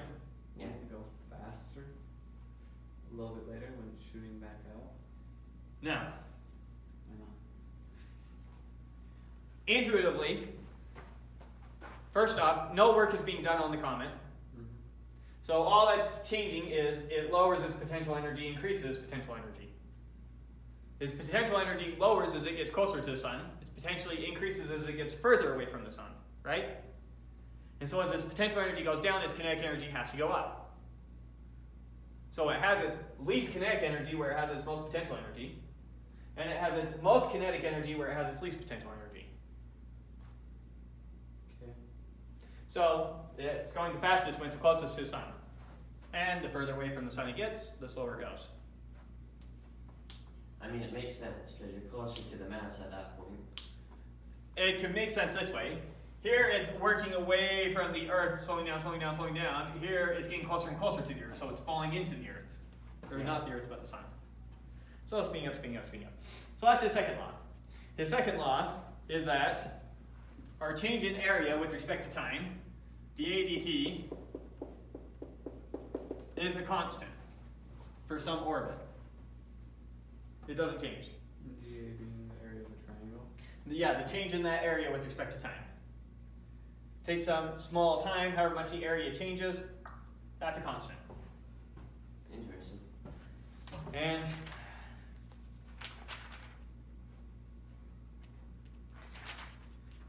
I want to come back and do more with the second law, if we have time at the end of class. We just don't use these a lot in the problems that we solve anymore, but they're so interesting. Okay, so that's Kepler's second law. Hopefully we can come back to that one and do some more. Now I'll actually read what the second law says. A line from the sun to a given planet sweeps out equal areas in equal times. Okay. Okay. His final law, which, notice that here's how we calculated the period for a perfect circular orbit. Yes. His third law is period of a planet.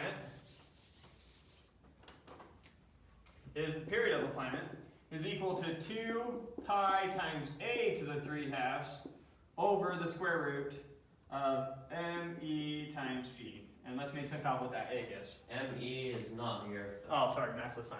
Okay. You'd say ms. Okay. Same thing. Almost the same thing. We just need to make sense out of what that a is. And so I need to draw an ellipse, label some things for you, and then this will make sense. So, draw some ellipse, something like that. Here's our foci, right? Okay. Let's draw this on some coordinate system. And we'll draw our coordinate system so it goes through right at the center. Foci's there, foci's there. You with me? The distance out that the ellipse goes, the max distance out it goes here, we call A. The max distance it goes out here, we call B. So this right here would be negative A, this right here would be negative B. Well, isn't A your acceleration? No, use it as a constant here, don't get confused. This is just common when we talk about the equation of a parabola. Forget we're in physics for a second. Gotcha. We're back in trig, or college algebra, or wherever we came across this. The equation of an ellipse is y squared over b squared plus x squared over a squared is equal to 1. Where a is this distance, b is this distance. What's y and what's x? Yeah. It's plotting the points. You're plotting the equation here. What do you mean what's y and what's x? It's like if I say y is equal to 2x plus 3. That's the equation of a line. What's x and y? It's all the points I can satisfy in there, that I can plug in there that make that true. Those points are a line. What's x and y? It's the coordinates of all the points. Pick a point here. It has an x and a y. Plug it into this equation. It makes it true.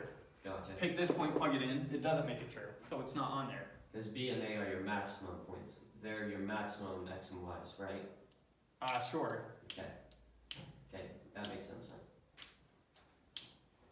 But this is a graph of all the solutions to this equation. The same way that when I plot this equation, that's going to be a line with slope 2 through 3. It's going to look something like this. Why is All it the equal points to 1? that satisfy that equation. Why is it equal to 1?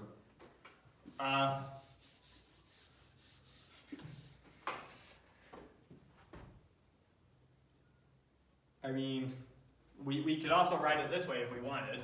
I could write it a squared times y squared is equal to, or plus b squared times x squared is equal to a squared times b squared. It's just, this is a cleaner way of writing it. Look, what's the equation of a circle? The equation of a circle is x squared plus y squared is equal to r squared, the radius squared, which you get from Pythagorean theorem. Yeah. Right? Okay. So, in the case where we're talking about an ellipse now, then r is the same thing as a is the same thing as b. Okay. Right? Because a circle is an ellipse. Right? So I could also write a circle this way. I could also write a circle as y squared over r squared plus x squared over r squared is equal to 1. I just divided both sides by r squared. Oh, And that puts I the see. 1 there. Okay? The 1 shows up for similar reasons here. Okay. Okay. Anyways, so here's the equation of ellipse. Here's a picture of that equation. Here's plotting that equation for an ellipse. Mm-hmm. And A, then, is this distance out here. And we call it the semi-major axis. Here's the major axis. It's the axis that's bigger of the two. Semi-major? And we call it semi because A is only half of it. So here's our major axis. Oh. We call A our semi-major axis. Why not just say half major axis? I don't come up with the names. Okay. And so that is what the A represents in this equation. Comes from that distance. Whatever is the greater distance out of these two. Call that one A. So why not use B? Why A?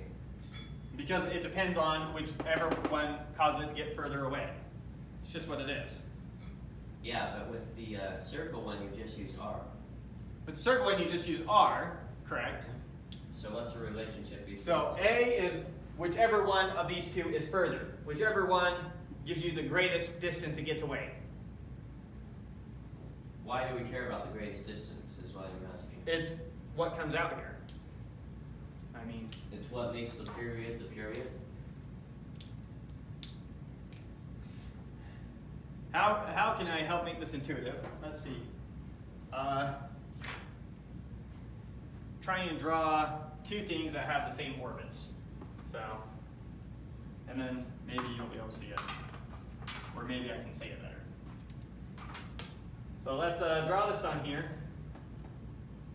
Draw the sun, I'll draw it at 15, and I'll make something that orbits from 25 to 5, so it has 20. And then we'll make something that goes from 14 to 34. Okay. This one was my sun.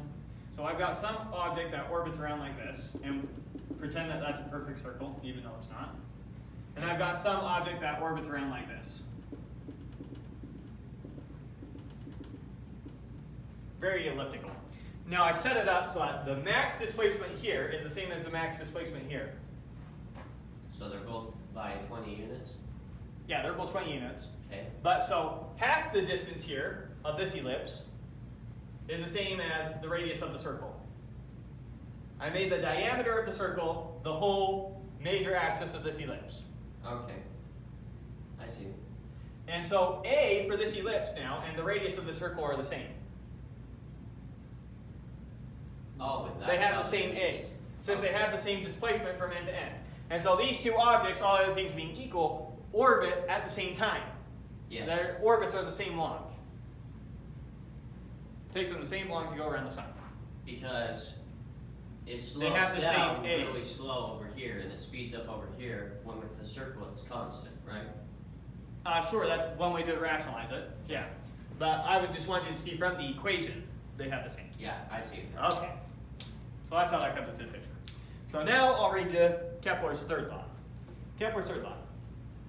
The periods of the planet are proportional to 3/2 powers to the 3/2 powers of the major axis length of their orbits.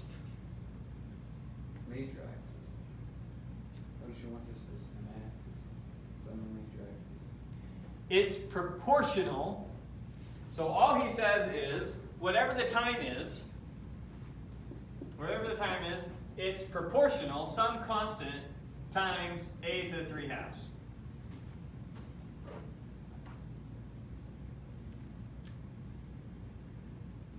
Okay. Oh, I see your question.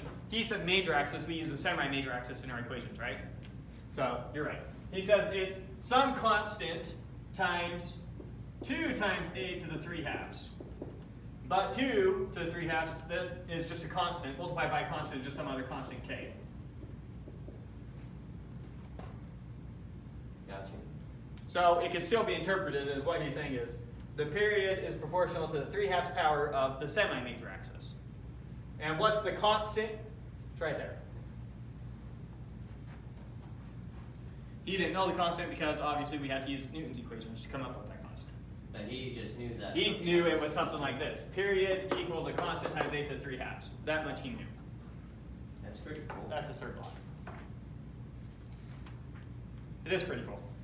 And he came up with this stuff and got persecuted for it, or was that the other guy? Galileo.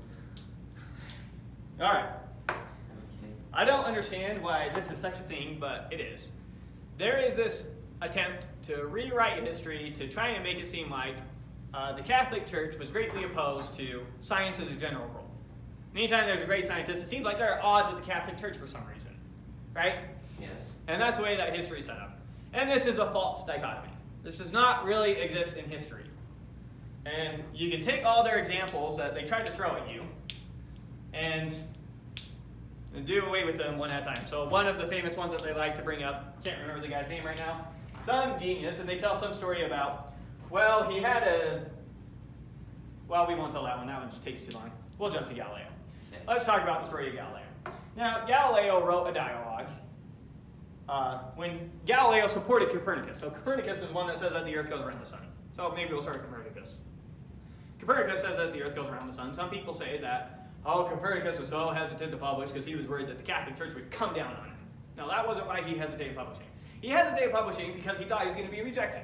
Because he thought people would say, it's obvious I'm wrong. And he didn't think anyone would ever really take him seriously. That's why he was so hesitant about it. And there's lots of reasons. I mean, people are complicated things. I can't justify one reason why you don't do something in one sentence. If I ask you, why don't you do something, there's going to be a lot of explanation. Right? But I mean, how about Galileo being put under house arrest? One at a time. Okay. So that's what people say. Now, false. It's so against common sense that he was afraid to publish it, waited until late in his life to publish it, and then let it go out. Galileo He's a great mind. He loves what Copernicus puts out. He realizes Copernicus is right. So he writes a dialogue where the person supporting Copernicus's theory is said to be a genius in the dialogue, and the person supporting the church's theory is said to be an idiot. And he did the equivalent of giving the church the middle finger in his dialogue. Okay? He was a bit out there. And obviously, the church, because they can, it's kind of like you go and you flip off a policeman. You're kind of asking for something at this point. And so the church kind of came at him and tried to unjustly punish him for doing this. In particularly one guy in the church. It's not like the whole church is coming out of him. The same way that America's not coming after you when you make a cop angry. The cop that you made angry is the one coming after you.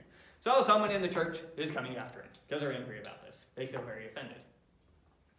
And they can't technically catch him on anything. And so he's clear and free. Now, they work out a deal with him. They say, Galileo, you need to help us save face here.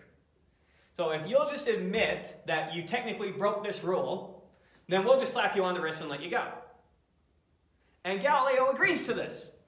Now, the church is definitely in the wrong, but Galileo agrees to this. So he admits guilt. So he essentially went to court and said, yes, what that cop accuses me of, I did. He admits guilt. And so now the cop, be's a little jerk, and gives him a way worse sentence than what they already talked about. And so the cop gives him house arrest rather than slapping him on the wrist like he agreed to. But what can the church do? Galileo admitted guilt, and the cop was well within his right to impose a punishment. Okay. So it's not this one simple thing of he's saying something we don't like, the church comes down on him. That's not how organizations work. That's not how people work. Nothing's ever that stupid, straightforward, simple. And it's a lot more complicated than that. And so was he unjustly punished? Yes. But following the letter of the law, was he unjustly punished? No. He admitted guilt. Sorry. I see. So it's never that straightforward, simple. And all these stories that they have trying to paint it black and white, usually there's a lot more to the story than that. But they're just trying to give you kind of intuition for what happened. No, they're trying to set up this false dichotomy of the Catholic Church is always opposed to the advancement of science. And it's completely false. I don't know where this narrative starts, but it's just started in history somewhere. It's like the notion of the Founding Fathers wanted separation of church and state. No, that's never a thing. I don't know how that has caught on so much. This terminology of separation of church and state is something that you can find in one sentence Thomas Jefferson wrote in a letter that wasn't a public letter. The Founding Fathers never thought that it should be illegal for people to pray at a school, something like that. That would have been absurd to the Founding Fathers. They opened all their meetings all the time with prayer, something like that. Yeah, What they were opposed to was a church established by the state. They didn't want a state church. They didn't think that you should separate church from state. They didn't think that people shouldn't be religious. Benjamin Franklin famously says that our Constitution is founded for religious people and no other. So there's weird narratives that get caught up in history, and the people who write history are the people who write history, and some narratives they like, some they don't. History is just a bunch of narratives. And so you slowly get fed a bunch of nonsense if you don't bother going and reading the stories for yourself to actually figure out what happened. Interesting. And so they already have this overall narrative that they want. Religious organizations are opposed to the advancement of knowledge. There's places where that's true. But then they try to make this overarching narrative and make a bunch of separate stories fit into that overall narrative, rather than just telling you what happened. What about like the printing of the Bible? With Gutenberg? Gutenberg's printing press? I don't know what you're saying. Was it killed for printing the Bible? No! It wasn't killed for printing the Bible. Are you sure? I'm positive. That's the first thing it printed was the Bible. Yeah. No. And they killed him for it. Because you're not supposed to desecrate the religious text with English or German or all that kind of stuff. Because he printed the Bible in a different language so that everybody could read it instead of just the monks who knew Latin. So I'd have to look into his story specifically. No, I don't know of Gutenberg being killed for printing the Bible. Was he killed for printing the Bible? He might have been killed for putting it in a different language than Latin. Yeah, like print the Bible in English so everyone can read it. And they're like, that's desecrating religious text with a foul language and killing them. Yeah, I don't know. Possible. They thought the Bible should only be in Latin, and he reprinted it in the Germanic languages. Mm-hmm. Possible. I don't know the story of Gutenberg. Wouldn't that be like a lot of religious persecution for advancement? Well, that's not like this. There was definitely bad persecution by the church. The Spanish Inquisition being the most famous of them. Mm-hmm. Flat out going around killing people for for being heretics of the church. So, I'm not saying that this church wasn't an oppressive organization. Obviously it was. And it did a bunch of bad things. It also did a bunch of good things. It also fostered a lot of the education that we talked about. You look at how much all of our knowledge comes out of Aristotle. The Catholic Church is the one that preserved and taught Aristotle. Thomas Aquinas, famous father in the church, is probably the one who adds the most to Aristotle out of anyone who's come since. He's a father in the church? A father in the church. He's a priest. Sorry, that's what they call him. Yeah, he's a monk. Little Thomas Aquinas. Little. He was a big guy. They refer to him as the slow ox. Slow ox? So his fellow students didn't think he was very quick-witted because he didn't talk very much. Okay. And then he was a big guy. So those who knew him, who didn't know how much of a genius he was, called him the slow ox. And anecdote, one of the story goes that teachers up teaching one of the classes, and one of the students makes reference to Aquinas as the slow ox. And he says, careful, that slow ox is going to outrun us all. The teacher? Yeah. Because Aquinas, he was a great mind. So, the church did a lot of positive things for education. The church did a lot of negative things for education. You can say that for almost any massive organization that just exists. Because you have to think about the church is like almost a government over all of Europe. They have their own individual governments, but then the church just has influence over all these things and power over all these things. It's like the United States does a lot of good for education. The United States does a lot of bad for education. How much is the United States education system made fun of? And how much is the government ripped on for education? But how much good has it done? Is it for education, is it against education, or does it just happen that sometimes it's helping, sometimes it's hurting? And it's just a really big organization that affects a lot of things. Yeah, it's hard to say. Right. Nothing's ever just that black and white when we're talking about history. And How else are you supposed to teach history then? you talk about what happened. You don't set up these grand narratives. So you just say so-and-so died? Well, you can talk about the context of the time. You can do that without setting up a narrative? Well, we did a lot of history when we talked about history. When we did our history of Western philosophy, Yeah. and obviously how I taught the history in that class is how I think history should be taught. Of course. Of course. And so, should definitely be cushioning your blow. Sometimes it is very useful to use a narrative, but you should also be very careful, try to be as explicit as you can of, here's what some people say, here's what other people say, and what you think is a bunch of nonsense now. Okay. So I also did that a lot with talking about Plato. Oh my goodness. Yeah, you would. Experts on Plato drive me nuts. They spit out more nonsense than I've ever come across. Some of them might be right, though. No, they're definitely wrong with a lot of the nonsense that they talk about. When Plato opens up his Republic with Socrates saying, the other day I went down to, I forgot the name of the little coastal city, Yeah. the Piraeus or something like that. And they say, oh, this is a grand metaphor for the great genius Socrates descending from Athens, the center of wisdom, down to the lowly docks where the common people live, making this great descent. And it's all this great big metaphor for Socrates doing that. And that's like me saying, what'd you do over the holidays? Oh, I went up to Salt Lake. Oh, Peter ascended to the great Salt Lake City where the amazing people live from this lowly place of us terrible people, blah, blah, blah. Like trying to make it some metaphor. No, that's just where he went because he was going to a festival. And Athens is right here. Here's the coast. The Piraeus is down here. Athens is inside walls. The Piraeus isn't. If you're going to do a festival where you need a lot of space, there's a lot more space around the Piraeus down here where there's no walls than inside the city Athens. And since there's already a lot of structures right here, it's convenient to do it next to all those structures. I feel like that happens a lot though. Like you think of poetry interpretations and musical interpretations. Well, then you also have in Plato's own words, when he has to use his allegory of the cave. Because he typically doesn't talk in allegories. And now he's going to use an allegory of the cave to talk about the good. And he's very hesitant to do so, if you read the dialogue. And he doesn't want to do it, and he doesn't want to do it, but he has no other way to talk about it. He doesn't have an argument, and he has to reduce himself to allegory. So he resents that he has to use allegory. He has no other way to do it, so he is willing to use allegory just this once. And so someone who makes it very clear that he hates using allegory as an argument, they're saying his whole work is an allegory within an allegory within an allegory. It's a metaphor within a metaphor within a metaphor. No, that's not what he's saying. And he's saying very common sense things. And a lot of their interpretations, it makes zero sense. The common people were not down here at the docks.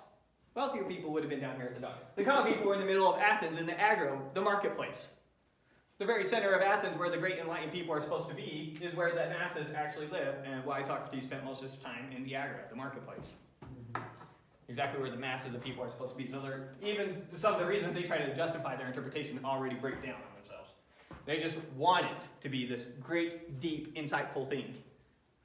Because they spend so much of their life studying Plato that he has to be saying more than he's actually saying. And it has to be deep. And so just profound. Everything, all the time. Don't you think that happens with, like, I don't know. You can listen to someone talk about Robert Frost all day and about. He has so many layers under layers under layers under layers. And I've just never been able to see those. Do you think it's like the same thing? How they're trying to That's find just all something? interpretation. Isn't Yes, it's the same thing in the sense that they're trying to find meaning that may or may not have been intentionally there. Now, there's a difference between a literary work and a philosophical work. A literary work, by definition, has to be ambiguous. If it's not ambiguous, it's not literary. Yeah. It has to be open to interpretation, by definition. What about like non-fiction books? Where they're just straight facts. It's not open to interpretation. Is that not literary? It's still open to interpretation. Yeah, it's how you interpret how something happened in the past, right? Why did they do that? How many discussions are there had over, common line? What's a common literature piece that you talk about in school? Robert Frost is a good one. Well, that's a poem. He's thinking about a nonfiction book. Oh. Like Animal Farm? I don't know. Is that one that you were Yes, forced to read? that's a good one. Animal Farm. How many unconfirmable arguments are made about Animal Farm? Yeah. What's going on in there? So many. Tons. You can't confirm or deny any of them. Why can't you confirm or deny any of them? Because they're based in ambiguity. If they weren't, then you could. But they're not, so you can't. That makes sense. Right. By definition, a literary work has to be ambiguous. It has to be open to interpretation. And the closer you are to mathematics, the more you're restricted, and the less that's allowed. Mm-hmm. And Plato is trying to stay as much this way as he possibly can, drifting over here when he can't make it explicit. And so they are trying to drag it over here and trying to make everything he says open to interpretation when really he's just stating a fact. He's saying where a conversation took place. They're saying where it took place is this big metaphor for blah, blah, blah, blah, blah, blah. No, he's just saying where it took place. When I say meet me in room 5, that's not some deep metaphor. It's just the location where we're going to meet. He's just talking about conversation where it took place. Did they do that with Aristotle? Aristotle's a lot harder to do it with. Yeah, it's because he's so straightforward. Yeah. But Aristotle is also the one that you can just say he says this, that, and the other, and no one will be for sure whether you're telling the truth or not, because he says so much. And it's not that he's ambiguous in his words. It's that he's very precise in his words, but we only get translated versions of his words. So that's where the ambiguity comes into Aristotle a lot. And so proper interpretation of his words is difficult sometimes because of how he says it. And even with Aristotle, I can find people who say all sorts of nonsense about Aristotle, and it's just because they misunderstand his words. And that's because it's hard to fully understand Aristotle's work. Sometimes it's hard to follow what he's saying if you're not familiar with other bodies of knowledge that he would have been familiar with. So for example, having a good education of the elements really helps you understand Aristotle. Yeah. And that's like a contemporary work. Euclid comes after Aristotle, but a lot of what Euclid put together in the Elements and the terminology he uses in the Elements, since the Elements is this precise geometric work, then you come to know exactly how they're using certain terms, and then that helps you when you're reading Aristotle comprehend what he's talking about. And so something like that is a huge help. How many people who go become experts in Aristotle are also going to be experts in Euclid's Elements. Euclid's Elements? They're not going to be able to solve the first 5 proofs in Euclid's Elements. And so it's this, sometimes it's the fact that people only specialize in their particular fields, that lack of contrast that causes them to not understand the particular person that they're talking about. And so since these people who are experts on Plato aren't experts on the things Plato was expert in, they have a tendency to misunderstand him. Because Plato at heart, he's a mathematician. Get a rigorous understanding of mathematics, you have a better chance of understanding Plato. And mathematicians, as a general rule, do not like speaking with metaphor. They like precise arguments to the extent that they can construct them. Mm-hmm. So he's by temperament a mathematician. But we have drifted way off topic. Alright. We have time for this derivation? Huh? So we should do philosophy again. Yeah, that was a fun class. We'll skip that derivation, maybe come back to it. First I want to talk about black holes a little bit. Then we'll come back to this derivation. The derivation I want to prove to you, maybe we'll just say it, and then if we have time, come back to it. So thus far we've been saying your potential energy. So here's the Earth, here's you, you're some distance r from the center of the Earth, r. And we've been saying in calculating your potential energy, we can treat like all the mass of the Earth as though it's concentrated at the center of the Earth. Okay, yes. And I want to prove that that's justified. Gotcha. That's the derivation I'm skipping over right now. I want to come back to it if we have time to move on to black holes really quick. Isn't that just because we proved 7 mass a ton of times? It's different. But you like hold one end of it, draw the line, hold the other end, draw the line, it would always be in the middle. Yeah, that's talking about center of mass when we're balancing something on the Earth. But now we're talking about your gravitational potential energy that this object has being some distance away from me. Can I just calculate based off of my center of mass? Yes, it turns out you can, but we need to justify that. And the way that you prove this also shows something cool. Maybe we'll talk about something it shows rather than what it is exactly. So let's say that I now drill a hole through the very center of the Earth, goes along the diameter of the Earth, and I drop you into the hole, and you fall inside the hole. What's going to happen? You're going to stay in the middle. What's going to happen, assuming that I also vacuum out the hole so that there's no air resistance or anything like that, Yeah. is as you fall, you're going to experience less and less and less gravitational force. Once you get to the very center of the Earth, there is no gravitational force on you. So you're just chilling in the air. Well, if I set you there, No. but you still have speed.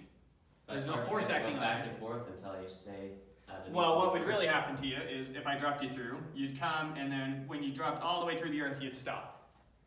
And so as you fall all the way through the Earth, you could really quick step out before you fall back down. You could try.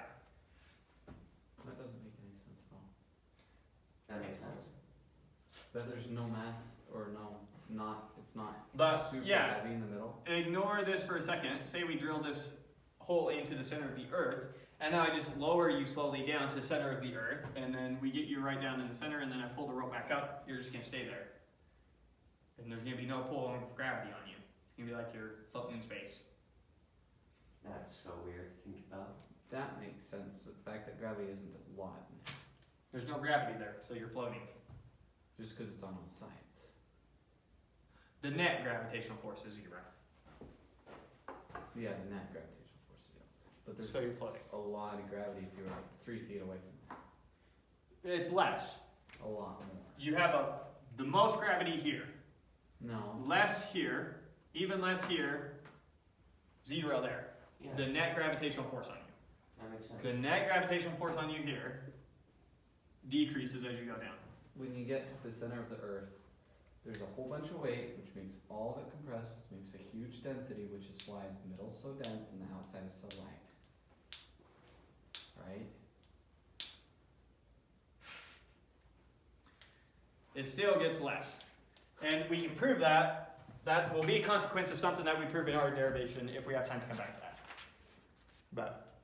So we'll skip ahead now to, maybe we'll do just the example problem that uses this idea really quick, and then we'll go back. So the example problem that uses this, example problem 13.10, same thing. Imagine that we drill a hole through the Earth along a diameter and drop a mail pouch down the hole. Derive an expression for the gravitational force Fg on the pouch as a function of its distance from the Earth's center. Assume that the Earth's density is uniform. So we do need to assume that it's uniform in the derivation simply because we want each layer of the Earth to pull the same. Doesn't matter. So let's just do this example problem really quick. So we've got the object. Here's our object right here. And we're going to say right now it is at this height, r, away from the center of the Earth.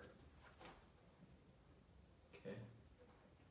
And so, what our derivation would have shown us is that when you're this high, the only thing that exerts a gravitational force on you is all the mass that's still inside the ball that you haven't gone through yet. So when you're standing on the Earth, when you're up here, then calculate your distance from the Earth, which is this r. All the mass in that radius is what pulls you. If you fall down this far, then all the mass in this radius is what pulls you. If you fall down this far, all the mass in this radius is what pulls you. Once you get to the center, all the mass in that radius is what pulls you. Is that how we get layers? No, this isn't related to geology. Um, This is just the example problem. So, the force of gravity on you then, so the force of gravity on you, as a function of r then, by the time you get down this far, is going to be your mass times, not necessarily the mass of the Earth, the mass of but only a portion of the mass of the Earth. Only this volume of the Earth. So let's say this has a volume v. Okay. So, let's see, do they have a nice notation for that? No, they just kind of explain it in a side point. Okay. So we'll call this v the volume of this figure v, and we'll say that the volume of that, and that has mass m. And then I'll use m sub e for the mass of the Earth. Okay. You with me? Yeah. So the volume of this portion is equal to 4/3 pi r cubed, right? Yes. And I know that the volume of this portion goes to the volume of the Earth as the mass of that portion goes to the mass of the Earth. Those are equal ratios, Okay. since they have the same density. Oops, should have flipped the reciprocal, but it doesn't matter.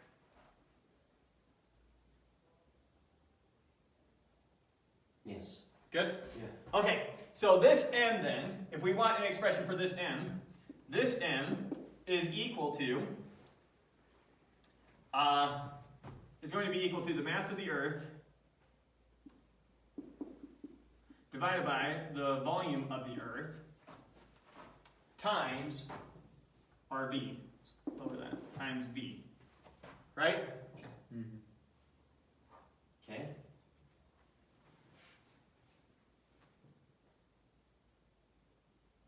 Okay, so now let's calculate that. So then the mass of this portion, m, is equal to the volume of the Earth. That's going to be 4/3 pi radius of the Earth cubed, right? Yes. Times the mass of the Earth, No. all over the velocity, or the volume of the Earth. Not the radius Oh, of the thank Earth. you. This one's not the radius of There the you Earth. go. Yeah. The radius of the Earth is going to be down here. Divided by 4/3 pi radius of the Earth cubed. Okay, nothing wrong there now, right? That's what m equals. So cancel that with that, cancel that with that. And we're left with it equals r cubed times the mass of the Earth over the radius of the Earth cubed. Good? Yeah. So now, the gravitational force on this object is equal to the mass of that object times the mass of this sphere times g divided by r squared, right? Okay. now we have an equation for that capital M right there. So plug in, we get little m times capital M. We're going to have r cubed times the mass of the Earth times g, all over r squared times the denominator of m, which is the radius of the Earth cubed. With me? Now you can cancel out your r's. Now you can cancel out your r's, and so you're left with, I'm going to write it a little bit funny, just because I think it'll help you see it the best. But yeah, we can cancel out that with that, leaving only one there. So it's r over re times m times the mass of the Earth times g all over re squared. You follow that? Yeah. Now this over here, this is just mg when you're at the top of the Earth. Yep. Right? This is just your weight at the top of the Earth. So I can rewrite this as r over re times mg. And I think that's the best way to see it. Yeah, that makes sense. So when your radius, when r is as big as the radius of the Earth, when r is the radius of the Earth, that means your object is on the surface of the Earth. And so what's its weight? Just mg. Just mg. And then if you fall halfway down, so you're only half the radius of the Earth now, then you're going to lose half your weight. And that's consistent all throughout? No, that's assuming that the Earth has constant density, which it doesn't. Yes, and we showed that, didn't we? We just talked about it. We showed that the average density of the Earth is 5.5 cubic centimeters, or 5.5 grams per cubic centimeter. But then you can measure things on the surface. You can go grab some dirt, you can measure that, find out it's about 1.2. You can go measure water, find out it's 1. So if the average is 5.5, then on the surface, we get lower things, then it must change. You can do some calculations to make changes. You could drill down and get some samples further down. I don't know. Okay. Anyways, so there was that example problem. Now, black holes. So let's go back to talking about escape velocity. Did we erase our equation for escape velocity? I think we did. We'll just rederive it real quick. So, if we're trying to calculate your escape velocity, it was your initial potential energy plus your initial kinetic energy has to be equal to 0. And that will be your escape velocity. The velocity associated with this is your escape velocity. Yeah. You with me? Mm-hmm. So plugging in is going to be your mass times whatever you're trying to escape from, big M. Usually that's the Earth. I'll just use big M so that we can substitute that with like a star or whatever. Right? Okay.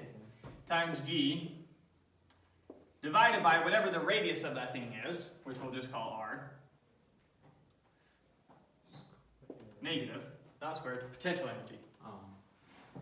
Plus your kinetic energy, 1/2 mv squared equals 0, where that's your escape velocity, right? Yeah. Now, really quick, let's solve for that. So m's cancel out. I'm going to move this to the other side and multiply it by 2. So I get v squared is equal to m times g over r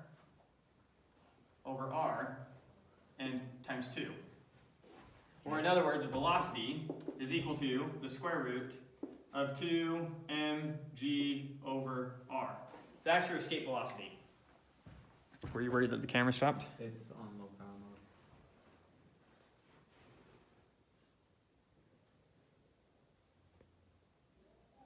Alright, well, we'll have to try and be fast. Okay, here's your escape velocity, right? Okay. Now, the question is, for a given mass, what would the radius have to be to make so that your escape velocity were the speed of light? Your radius would have to be really, really big, So right? we'll calculate what the radius would have to be to make your velocity Be really small. the speed of light. Really small. So Oh, let's see yeah. that really quick. So I'm going to rewrite this equation, but I'm going to replace v with c. So speed of light now is equal to 2 times m times g over r. With me so far? Yeah. Now, reworking this equation, I'm going to solve for r. So, if I square both sides, then I get c squared is equal to 2 times m times g over r. And then I get r is equal to 2 times m times g over c squared. You with me? Speed of light squared. Over the speed of light squared. Yeah, we just saw that. So that is how small your radius would have to be for a given mass. C is the speed of light. C is the speed of light. That's 3 times 10 to the 8 meters per second, roughly. E equals mc squared, which is the speed of light. Now that's the energy you can get from some mass. C in that equation represents the speed of light. Okay. Okay, so really quick, let's calculate that for the Earth. Should we? Sure. So the question is, what radius would I have to make the Earth so that its escape velocity was the speed of light? You understand the question? Yeah. Okay. So I'm still going to use the mass of the Earth in this equation. Mm-hmm. I'm just going to say what radius do I have to make it so that the escape velocity is the speed of light. What do you think? We're going to have it. We're going to have to make it a 4th its radius. What do you think the radius of the Earth is going to have to be? 1,000,000. To 1/1,000,000th. So what?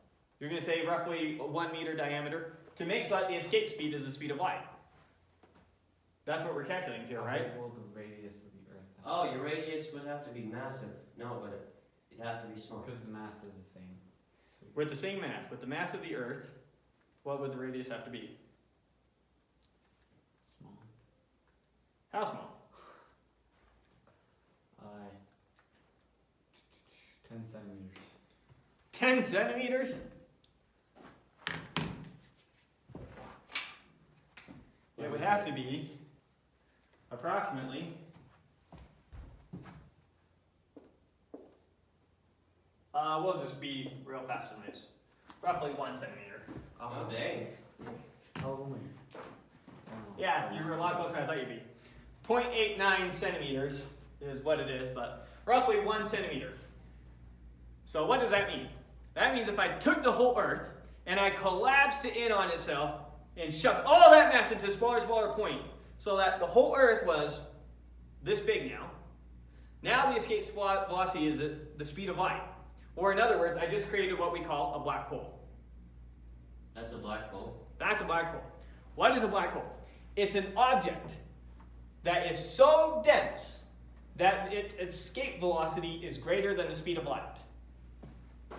So light itself can't escape that object. If I took an object and I made it that small, that means a photon that goes onto it can't get out. No light can come out of it. So the light just becomes a part of it? So the light is stuck in there.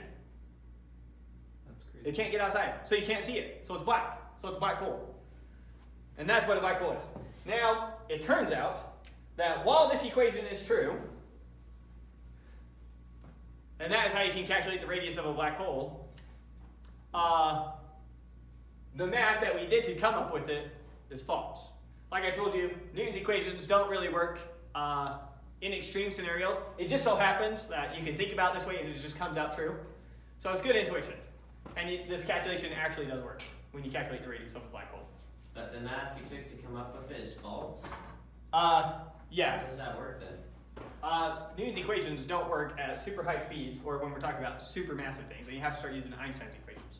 But this happens to work. And it only happens to work if we're talking about a black hole that's just holding still and isn't spinning. Non-spinning black hole.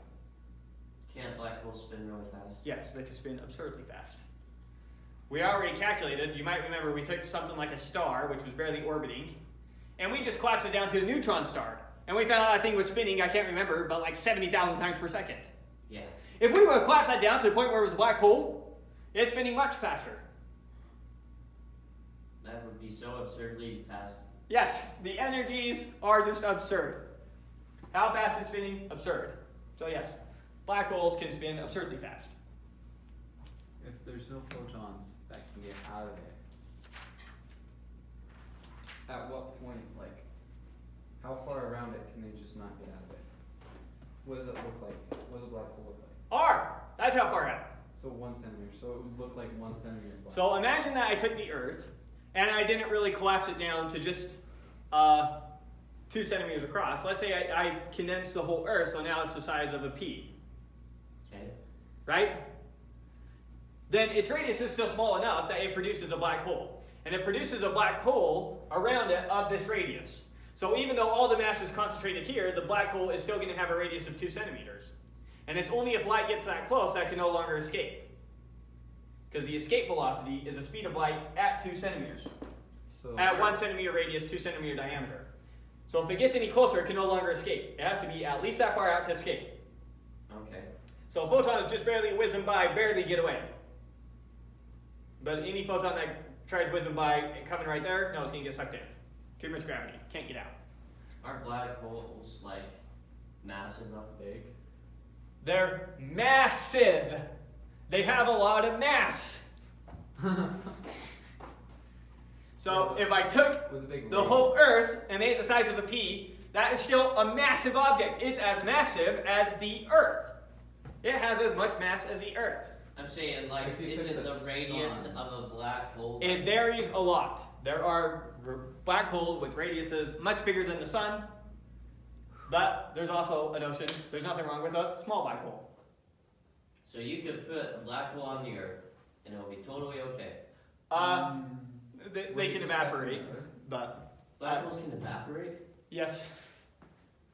What happens to all that energy? Okay. We can't. There's too much.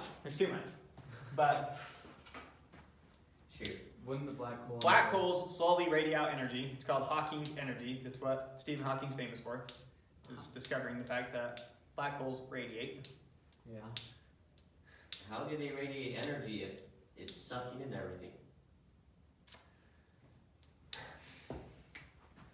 Roughly speaking, here's the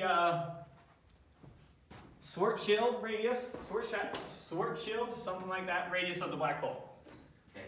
You go past that radius, you can't escape. Okay. You're doomed. Particles randomly come into and out of existence, particle pairs, whose net energy is nothing. A Okay. particle and an antiparticle come into existence and cancel each other out all the time in the universe. Well, occasionally, just by random chance, two of them are going to come into and out of existence right next to the border of a black hole, where half of it gets sucked in. And since half of it got sucked in, the other half of it goes out. It didn't come into and out of existence, and so now some energy just came into the universe.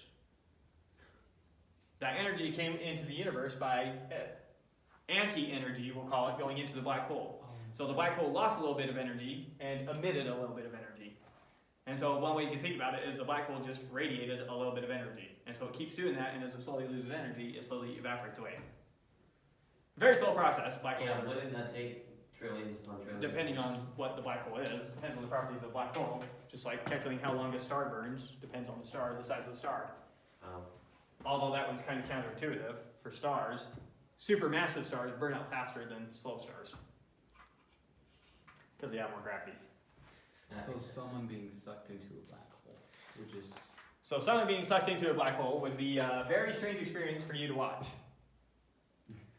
Because if you watch someone getting sucked into a black hole, you would never actually see them cross into the black hole. For you, as they got closer to the black hole, they just moved slower and slower and slower and slower and slower and slower and slower and slower and slower and slower and slower. And they would never actually cross into the black hole.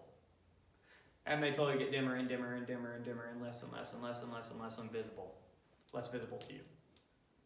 And so you would never actually see them cross into the black hole. From your perspective, they never really enter the black hole. From their perspective, they go right into the black hole. And they, as they were falling into the black hole, assuming that they could keep all their senses active and could process information at absurdly fast rates, would basically see the lifetime of the universe flash before their eyes before they went into the black hole. the lifetime of the universe. Flashing before their eyes. All the light that was going to shine onto that photon throughout the light, all the photons that were going to shine into that black hole over the course of the universe, they would see those photons. In a Whoa. sequential order. Yep, they'd see them in sequential order, but it'd be very fast for them. And then they would just get Okay. compressed. Yeah, and they're going to get ripped apart to shreds and die. Well, yeah, all your mass would just become extremely dense. Yeah. Well, it's going to happen even before then, because black holes, gravity changes a lot. If I'm this close to a black hole versus this close, if I inch towards it a teeny bit, that's a huge change in gravitational energy. And so your feet, as you're falling into a black hole, if you fall on feet first, feel a lot more gravity than your head. And so your feet will get ripped off of you. You'll get stretched out. You'll get stretched out a lot. You'll be sucked in. The atoms themselves that compose you will get broken into their component parts as they fall into the black hole. So, yeah, you'll get shredded. You'll just be ripped apart. Really fast? Yeah. Faster than the speed of light. No, not faster than the speed of light, but you'll die. It'll be quick. But yeah, you will be elongated and stretched out. And ripped to pieces. Yeah, black holes are fascinating. So I want to talk about black holes. Unfortunately, we'll leave it there, and then we'll start going over homework questions. Really want to do that Do other we still have derivation. more